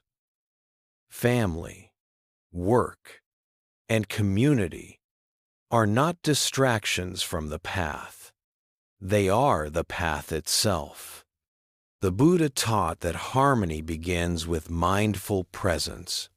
When we are truly present with another person, we offer a rare and healing gift: attention without agenda. Many conflicts arise not because of what is said, but because people do not feel seen or heard. In the Sigalovada Sutta, the Buddha offered practical guidance on right relationships between parents and children, spouses, friends, employers, and employees. His teachings emphasize mutual respect, responsibility, and care. Harmony is created when each person honors their role with integrity. Mindful relationships begin with listening. The Buddha taught that wise listening is a form of compassion. When we listen without interrupting or planning our response, tension softens. Understanding becomes possible. In family life, mindfulness helps us respond rather than react. Old patterns are strong. Familiar words can trigger familiar pain. The Buddha taught that awareness creates a pause. In that pause, we can choose kindness over habit. In the workplace, mindful relationships reduce stress and conflict. When communication is clear and respectful, trust grows. The Buddha taught right speech as a foundation for harmony. Truthful, gentle, and timely words protect peace. Mindful relationships also require patience. People change slowly, and sometimes not at all. The Buddha taught acceptance of others' limitations as a form of wisdom. When we stop trying to fix or control others, relationships feel lighter. Compassion is essential when we recognize that others, like us, are shaped by fear, desire, and confusion. Judgment softens. Compassion does not mean tolerating harm. It means responding without hatred. The Buddha also taught forgiveness as a practice that frees the heart. Holding resentment binds us to the past. Forgiveness releases that bond not for others' sake, but for our own peace. Mindful relationships include healthy boundaries. The Buddha did not teach self-sacrifice at the expense of well-being. Wisdom suggests knowing when to speak, when to step back, and when to protect one's energy. In 2026, creating harmony may involve simple practices. Pausing before responding to a difficult message, clarifying expectations, or offering appreciation regularly. These small actions accumulate. Mindful relationships also begin within. How we speak to ourselves shapes how we relate to others. The Buddha taught kindness toward oneself as the foundation for kindness toward the world. In community, harmony grows when differences are met with curiosity rather than threat. The Buddha encouraged dialogue rooted in mutual respect. Even disagreement can be peaceful when intention is clear. A peaceful year is not free, believed to be free of conflict. It is one where conflict is met with awareness. When relationships are approached as practice, every interaction becomes an opportunity to cultivate patience, compassion, and wisdom. The Buddha taught that harmony is not created by forcing agreement, but by cultivating understanding. In this understanding, relationships become places of growth rather than struggle. As 2026 unfolds, mindful relationships offer a living expression of Buddhist wisdom. Peace is no longer an abstract ideal. It is felt in conversations, shared work, and everyday care. This is how awakening enters the world, through how we relate moment by moment. As daily life unfolds, few actions shape our experience as deeply as communication. Words can heal or harm, connect or divide. The Buddha understood this power clearly and taught that mindful communication is essential for peace both within ourselves and in the world around us. The Buddha placed right speech at the heart of the Eightfold Path. This teaching is not about silence or politeness alone. It is about speaking and listening in ways that reduce suffering and increase understanding. Right speech, the Buddha taught, has four qualities. It is truthful, kind, timely, and beneficial. When these qualities are present, communication becomes an act of compassion. In 2026, mindful communication begins with awareness before speaking. Many words are spoken out of habit, reactive, rushed, or defensive. The Buddha encouraged a pause. In that pause, we can ask, is this true? Is it necessary?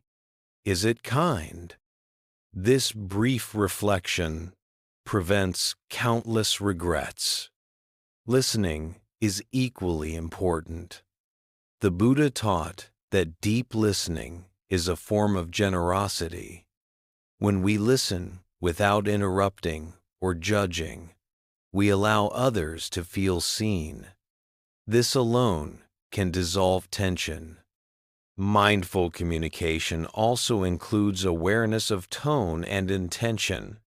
Even truthful words can wound if delivered harshly. The Buddha emphasized gentleness as a sign of wisdom. In moments of conflict, mindful speech becomes especially powerful.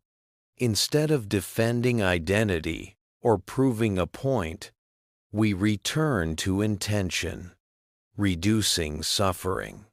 This shift changes the entire conversation. The Buddha taught that silence can also be wise speech. Knowing when not to speak protects peace.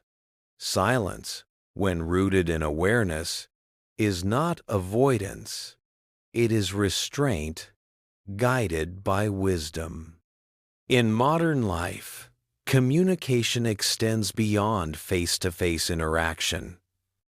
Messages, emails, and online comments carry the same ethical weight. The Buddha's guidance applies equally. Words typed in haste can harm just as deeply as words spoken aloud. Mindful communication also involves honesty without cruelty. The Buddha never encouraged dishonesty to preserve comfort. He encouraged truth spoken with care. This balance builds trust. Listening mindfully also means listening to ourselves. The inner dialogue shapes outer speech. When our inner voice is harsh, outer communication often follows. Cultivating kindness inwardly supports kindness outwardly. In relationships, mindful communication prevents many misunderstandings. Clarifying expectations, expressing appreciation, and acknowledging mistakes create harmony. The Buddha taught humility as a strength, not a weakness. Mindful communication does not guarantee agreement. It guarantees respect. Even difficult conversations can remain peaceful when intention is clear. As 2026 continues, practicing mindful communication may feel challenging, especially in emotionally charged moments. The Buddha taught patience with practice. Each effort counts. A peaceful year is not one without difficult conversations. It is one where conversations are met with awareness. When communication is guided by wisdom, relationships strengthen. The mind feels lighter. Regret lessens. The Buddha taught that speech shapes karma. Each word plants a seed. When we speak with care, we plant seeds of peace. In this way, mindful communication becomes a daily expression of awakening, one word, one pause, one listening moment at a time. As the year unfolds, much of our waking life is spent working, earning a living, caring for others, or contributing in ways that are often unnoticed. The Buddha did not separate spiritual life from daily effort. He taught that work itself can be a path of awakening when guided by mindfulness and right intention.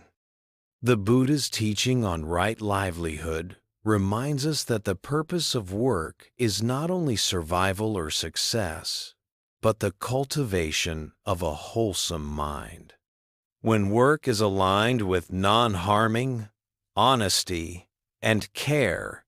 It supports inner peace rather than undermining it. Mindful work begins with intention. Before starting a task, we pause and remember why we are doing it, not only for outcomes, but for the quality of mind we bring. This intention transforms routine effort into meaningful practice. The Buddha taught that suffering at work often arises from attachment to results, recognition, speed, perfection, or comparison. When effort is driven solely by outcome, tension grows. When effort is guided by presence, the mind relaxes. In 2026, finding purpose at work may mean shifting from "what will this get me?" to "how can I do this with care?" This shift does not reduce effectiveness. It increases it by reducing inner conflict. Mindful work also involves right effort, neither pushing beyond limits nor withdrawing from responsibility. The Buddha's middle way teaches balanced energy. Overwork exhausts the mind. Under-engagement dulls it. Balance sustains clarity. The Buddha encouraged single tasking long before modern science confirmed its benefits. Doing one thing fully reduces error and stress. When attention is whole, work becomes simpler even when tasks are complex. Workplace challenges, conflict, pressure, uncertainty become opportunities for practice. When frustration arises, we notice the body. When impatience appears, we breathe. Each response trains the mind. The Buddha also taught that dignity at work comes from integrity, not status. Honest effort, offered sincerely, builds self-respect. This inner dignity is independent of external praise. Purpose deepens when we recognize interdependence. Our work supports others in ways we may never see. Remembering this connection restores meaning to even the most ordinary tasks. Mindful work includes rest. The Buddha taught that rest is not laziness, it is wisdom. Pausing prevents burnout and preserves clarity. In 2026, choosing rest is a skillful act. For those seeking purpose, the Buddha offered a simple guide: reduce suffering and increase understanding wherever you are. This intention brings meaning to any role. A peaceful year is not one without effort. It is one where effort is guided by awareness. When work becomes practice, each day contributes to awakening. Purpose is no longer postponed for the future. It is lived now in each mindful action. As the year continues, many people discover that exhaustion does not come only from doing too much. It comes from doing without rest, awareness, or renewal. The Buddha understood this deeply. He taught that rest is not separate from the path. It is an essential part of it. In Buddhist wisdom, exhaustion is a signal, not a failure. When the body and mind are depleted, clarity fades and suffering increases. The Buddha's middle way reminds us that awakening cannot be forced. It unfolds best when effort and rest are in balance. Mindful rest begins with recognizing fatigue without judgment. Many people feel guilty when resting, believing they must constantly produce or improve. The Buddha taught that such self-pressure is a form of craving. craving to be enough through constant doing. True rest releases this craving. The Buddha himself modeled mindful rest. He encouraged periods of solitude, silence, and gentle contemplation. These were not escapes from responsibility, but ways to restore the mind's natural balance. In 2026, preventing burnout may begin with small acts of renewal, pausing between tasks, breathing consciously, or allowing moments of stillness without stimulation. These moments are not wasted time. They reset the nervous system. Mindful rest also means resting the mind, not only the body. Endless thinking, worrying, and planning drain energy even when the body is still. The Buddha taught calming the mind through mindfulness of breathing, loving kindness, and present moment awareness. When the mind rests, the body follows. The Buddha warned against extremes, indulgence, and self-mortification. Overwork is a modern form of self-mortification, driven by fear, comparison, or identity. Wisdom invites gentleness instead. Renewal also involves listening to natural rhythms. The body has cycles of energy and rest. Ignoring these rhythms leads to imbalance. Honoring them restores vitality. The Buddha taught that renewal deepens insight. When the mind is rested, it sees more clearly. Creativity returns. Compassion becomes accessible again. Mindful rest also includes joyful rest activities that nourish rather than numb. Walking in nature, mindful movement, simple pleasures enjoyed without guilt. These experiences replenish energy. Burnout often arises when rest is postponed for later. The Buddha taught living in the present moment. Rest is not a reward for future achievement. It is a condition for wise living now. In relationships and work, a rested mind responds skillfully. Irritation lessens. Patience grows. Rest becomes an act of care for others as well as oneself. The Buddha also taught that rest supports ethical living. When exhausted, we are more likely to speak harshly or act carelessly. Rest protects virtue. A peaceful year does not require constant productivity. It requires sustainable presence. As 2026 unfolds, mindful rest becomes a form of trust. Trust that pausing will not undo progress, but deepen it. When we allow renewal, life feels less heavy and more spacious. The Buddha taught that awakening blossoms in a relaxed, attentive mind. Rest prepares the soil. When rest and renewal are honored, burnout loses its grip and peace has room to grow. As the year unfolds, the Buddha's wisdom gently turns our attention to what we consume, not only food and material goods, but also information, emotions, and habits.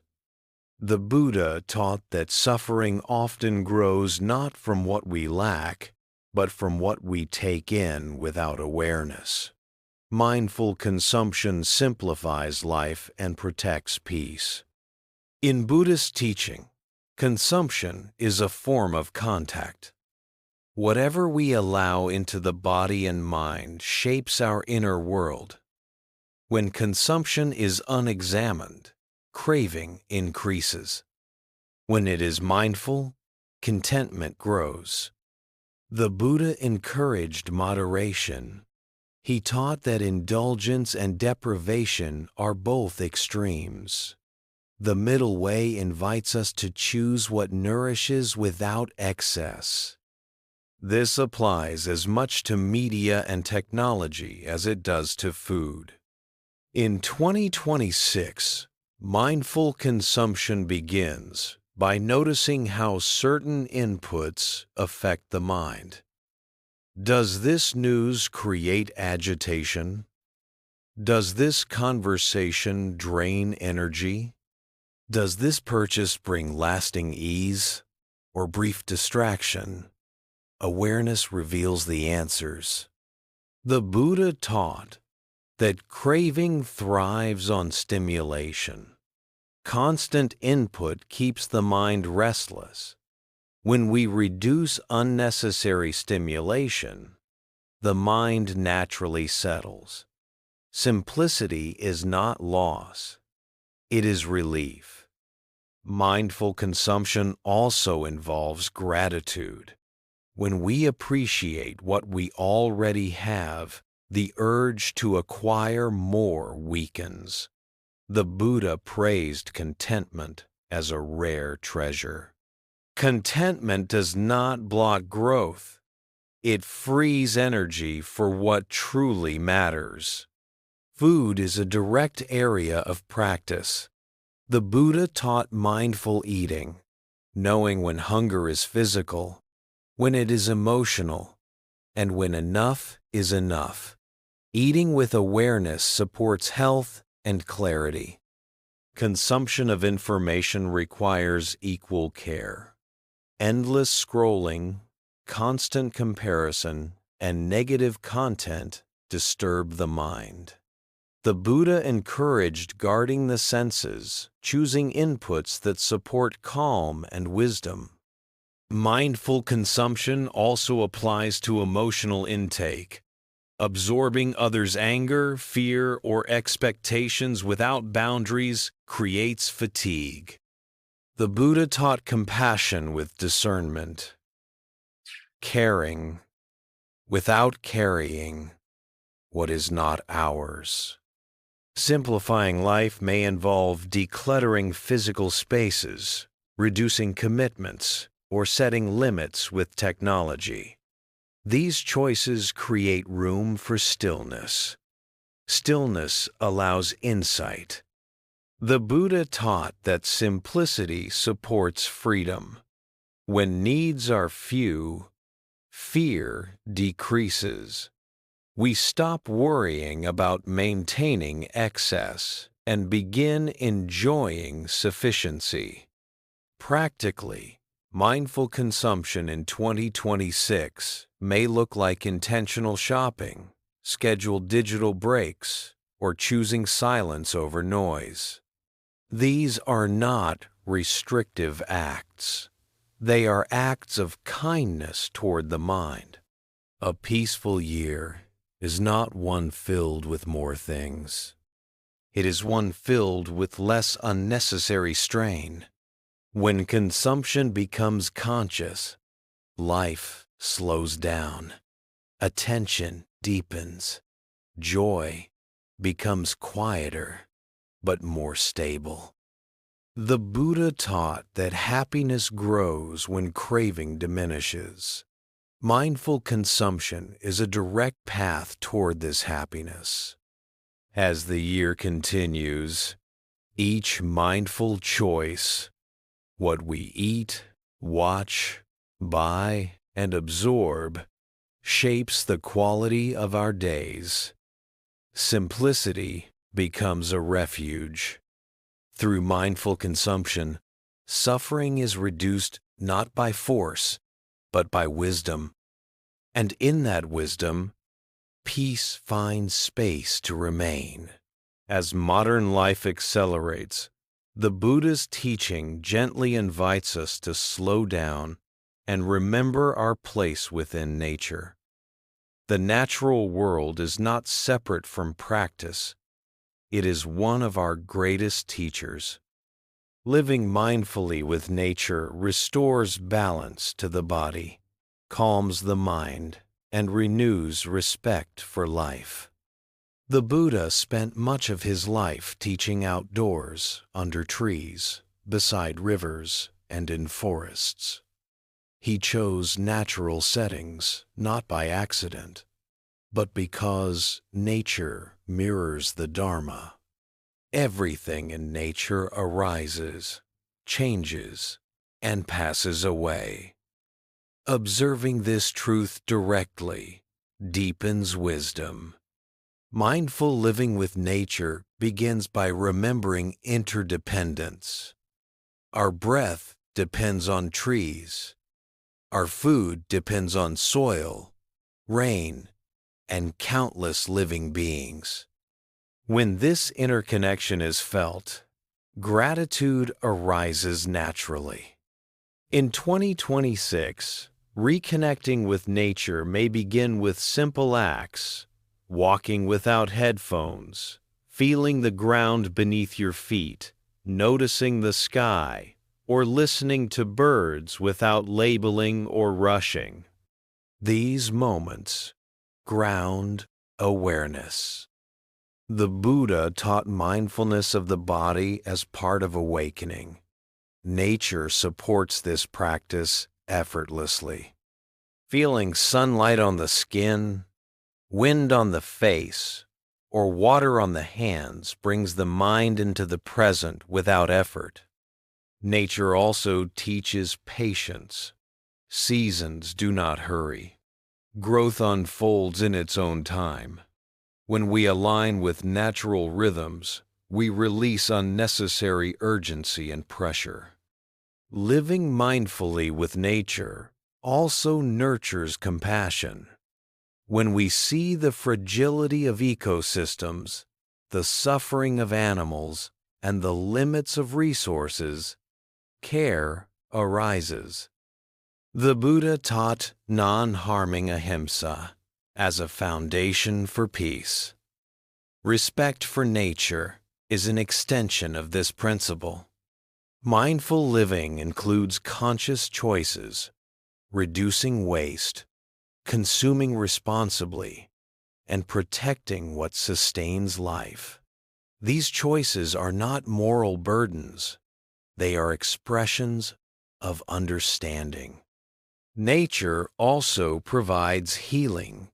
Studies confirm what the Buddha intuitively knew. Time in nature calms the nervous system. Silence, green spaces, and natural sounds restore clarity and emotional balance. In difficult moments, nature offers perspective. Watching clouds move or leaves fall reminds us that change is natural. Suffering softens when we see it as part of a larger flow. The Buddha taught that solitude in nature supports insight. Moments of quiet outdoors allow the mind to settle without distraction. From this stillness, understanding emerges. Mindful living with nature also involves humility. Nature does not revolve around human plans. Recognizing this reduces arrogance and fosters reverence. The Buddha taught humility as wisdom. In relationships with others, reconnecting with nature often restores patience and kindness. A calm mind responds more gently. Time outdoors becomes an indirect act of compassion. A peaceful year does not disconnect from the world. It reconnects us to the living web of life. As 2026 unfolds, mindful living with nature invites us to slow down, listen, and remember what truly sustains us. Nature does not demand achievement. It offers presence. Through this reconnection, peace deepens not as an idea, but as a felt experience of belonging. As the year progresses, The Buddha's teachings gently turn from inner cultivation to compassion in action. Compassion, in Buddhism, is not merely a feeling. It is a way of responding to the world with wisdom, clarity, and care. When compassion moves from intention into action, it becomes a force that reduces suffering both within ourselves and around us. The Buddha taught that true compassion, karuna, arises from understanding. When we see clearly that all beings experience fear, desire, and pain, the heart naturally inclines toward kindness. This understanding prevents compassion from becoming overwhelming or sentimental. It keeps it grounded and sustainable. Mindful compassion begins with presence. Before we can help others, we must be present with them. Listening without distraction, acknowledging pain without rushing to fix it, and offering attention without judgment. These acts alone can be deeply healing. In the Brahma-vihara teachings, the Buddha described compassion as one of the four sublime qualities, alongside loving kindness, empathetic joy, and equanimity. These qualities balance one another. Compassion is guided by equanimity so that care does not turn into exhaustion. Serving others wisely in 2026 means recognizing limits. The Buddha did not teach endless self-sacrifice. He taught discernment. When we serve beyond our capacity, resentment and burnout arise. Wise compassion knows when to help and when to step back. Compassion in action also requires humility. The Buddha warned against helping from a place of superiority. True service respects others' dignity and autonomy. We support without controlling. We offer without expecting gratitude. In daily life, compassionate action may appear simple. Helping a neighbor, speaking up for fairness, offering patience in tense situations, or choosing non-harming options. These small acts accumulate, shaping a more peaceful world. The Buddha also emphasized intention. Two identical actions can have different effects depending on intention. When compassion is rooted in ego, needing to be seen as good, it creates tension. When rooted in understanding, it brings peace. Mindful compassion also includes caring for oneself. The Buddha taught that neglecting one's own well-being weakens the ability to care for others. Rest, boundaries, and self-kindness preserve compassion over time.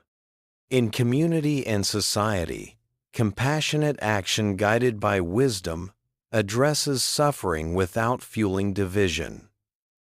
The Buddha encouraged dialogue, patience, and ethical conduct even amid disagreement. Compassion in action does not promise immediate results. The Buddha taught patience with outcomes. Seeds planted with care ripen in their own time. As 2026 unfolds, serving others with mindfulness transforms daily life. Helping no longer feels heavy. It feels natural. A peaceful year is not lived in isolation. It is expressed through care. When compassion is practiced with awareness, it becomes a source of strength rather than depletion. We give without losing ourselves. We serve without carrying the world alone. The Buddha taught that when compassion is balanced with wisdom, it becomes boundless and free. Through mindful compassion in action, peace moves beyond the heart and into the world, one skillful response at a time. As the year moves forward, the Buddha's teachings invite us to rediscover a quiet truth. Joy does not need to be chased. It arises naturally when the heart is grateful and the mind is present. Living with gratitude and joy is not a distraction from practice. It is one of its fruits. The Buddha taught that joy, piti, and contentment, santuthi, grow when craving softens. When we stop measuring life by what is missing, appreciation fills the space. Gratitude is not forced positivity, it is clear seeing. In Buddhist wisdom, gratitude begins with recognizing conditions. Every simple moment, breathing, walking, eating, is supported by countless causes. The earth, the sun, other beings, and our own efforts. Seeing this interdependence awakens appreciation. Living with gratitude in 2026 may start with small acknowledgments, a safe place to rest, a body that carries us, a moment of quiet. These recognitions steady the mind and soften the heart. The Buddha taught that joy deepens when we are present.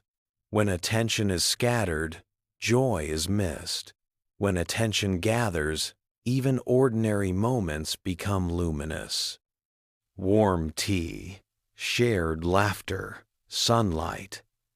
These are not trivial. They are life. Gratitude also heals comparison. When we appreciate our own life as it is, the urge to measure against others fades. The Buddha warned that comparison fuels dissatisfaction. Gratitude dissolves it. Joy in Buddhism is not excitement. It is a calm gladness that does not depend on constant stimulation. This joy coexists with sadness and change. It does not deny difficulty. It balances it. The Buddha taught that gratitude supports ethical living. When we appreciate what we have, greed weakens, generosity grows. We become more willing to share time, care, and resources. Gratitude also strengthens resilience. In difficult times, remembering goodness does not erase pain, but it prevents despair from taking over. The Buddha taught recollecting wholesome states as nourishment for the mind. Practically, living with gratitude may involve brief reflections at the end of the day, expressing thanks directly, or pausing to appreciate small moments. These practices are simple but powerful. Joy also arises from right effort, not striving, but engaging wholeheartedly. When we do what is meaningful with care, a quiet satisfaction follows. The Buddha praised this joy as blameless and sustaining. In relationships, gratitude nurtures harmony. When appreciation is expressed, trust grows. The Buddha taught that acknowledging goodness strengthens bonds. A peaceful year is not lived in constant happiness. It is lived with appreciation for what is present. As 2026 unfolds, gratitude and joy become companions on the path. They remind us that peace is not postponed for later achievements. It is available now, in mindful awareness. The Buddha taught that a grateful mind dwells happily in the world, not because the world is perfect, but because the heart is open. Through living with gratitude and joy, life becomes something to celebrate, gently, without clinging, without hurry, and without forgetting what truly matters. As the year comes full circle, the Buddha gently leads us back to the place where all peace begins, the present moment. After exploring intention, healing, compassion, effort, rest, simplicity, nature, service, gratitude, and joy, we arrive not at a new destination, but at now. The Buddha taught that liberation is always found here, not in the past that has already passed, not in the future that has not yet arrived, but in the direct experience of this moment. Returning to the present does not mean rejecting memory or planning. It means not living inside them. The Buddha taught that when the mind wanders to regret or anticipation, suffering quietly enters. When the mind returns to what is happening now, suffering loosens. In the Bhattacharya Sutta, the Buddha said, "Do not chase after the past, or place expectations on the future. What is past is left behind. The future is yet unreached. Whatever quality is present, you clearly see right there." Ending 2026 with awareness means learning to recognize when the mind has left the present and gently guiding it back, without frustration or force. This return is the heart of mindfulness. The present moment is not always comfortable. Sometimes it holds uncertainty, sadness, or fatigue. The Buddha did not promise that the present would always be pleasant. He promised that it would always be workable. When we return to the present, we stop arguing with reality. We stop asking, "Why is this happening?" and begin asking, "How can I meet this wisely?" This shift changes everything. Returning to the present also brings simplicity. We realize that we do not need to solve our entire life in one moment. We only need to meet this breath, this step, this conversation. Life becomes lighter when it is lived one moment at a time. The Buddha taught that awareness is a refuge. When thoughts race or emotions surge, returning to the body grounds us. Feeling the breath, the feet, or the hands brings the mind home. Ending the year with awareness means carrying forward what we have learned, not as ideas, but as lived responses. Mindfulness becomes how we wake up, how we speak, how we rest, and how we let go. The Buddha emphasized gentleness in returning to the present. Harsh effort creates tension. Gentle persistence creates stability. Each return, no matter how many times we wander, is a moment of awakening. Returning to the present also prepares us for the unknown. When we trust presence, the future feels less threatening.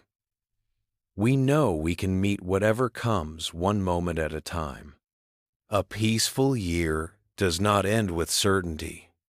It ends with clarity and care.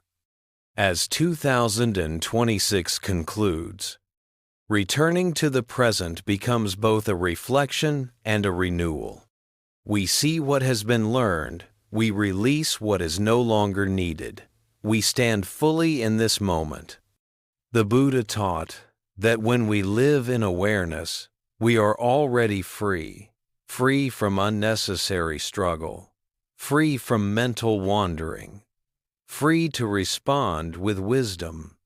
The year ends where it began, with a breath, with awareness, with peace that does not depend on conditions. This is the Buddha's final invitation, not only for the end of the year, but for every moment that follows. Come back. Be here. This is enough.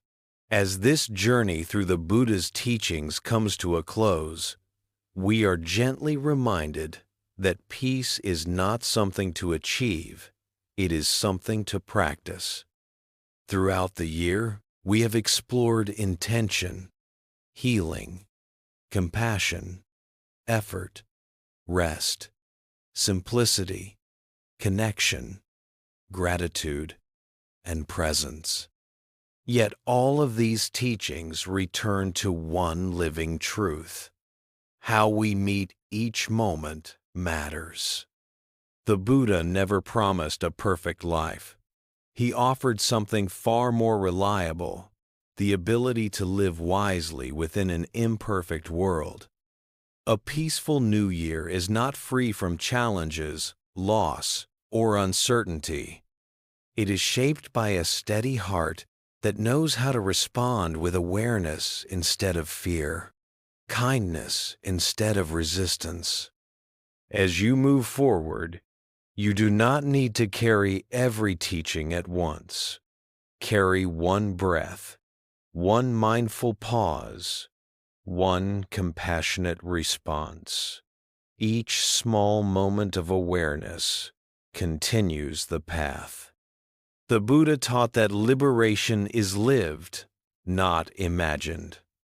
When mindfulness becomes part of daily life, peace stops being distant. It becomes intimate, practical, and real. May the year ahead be guided not by pressure to change everything, but by the wisdom to meet life as it is clearly, gently, and with an open heart. This is the quiet promise of the Buddha's path. Wherever you are, peace can begin here.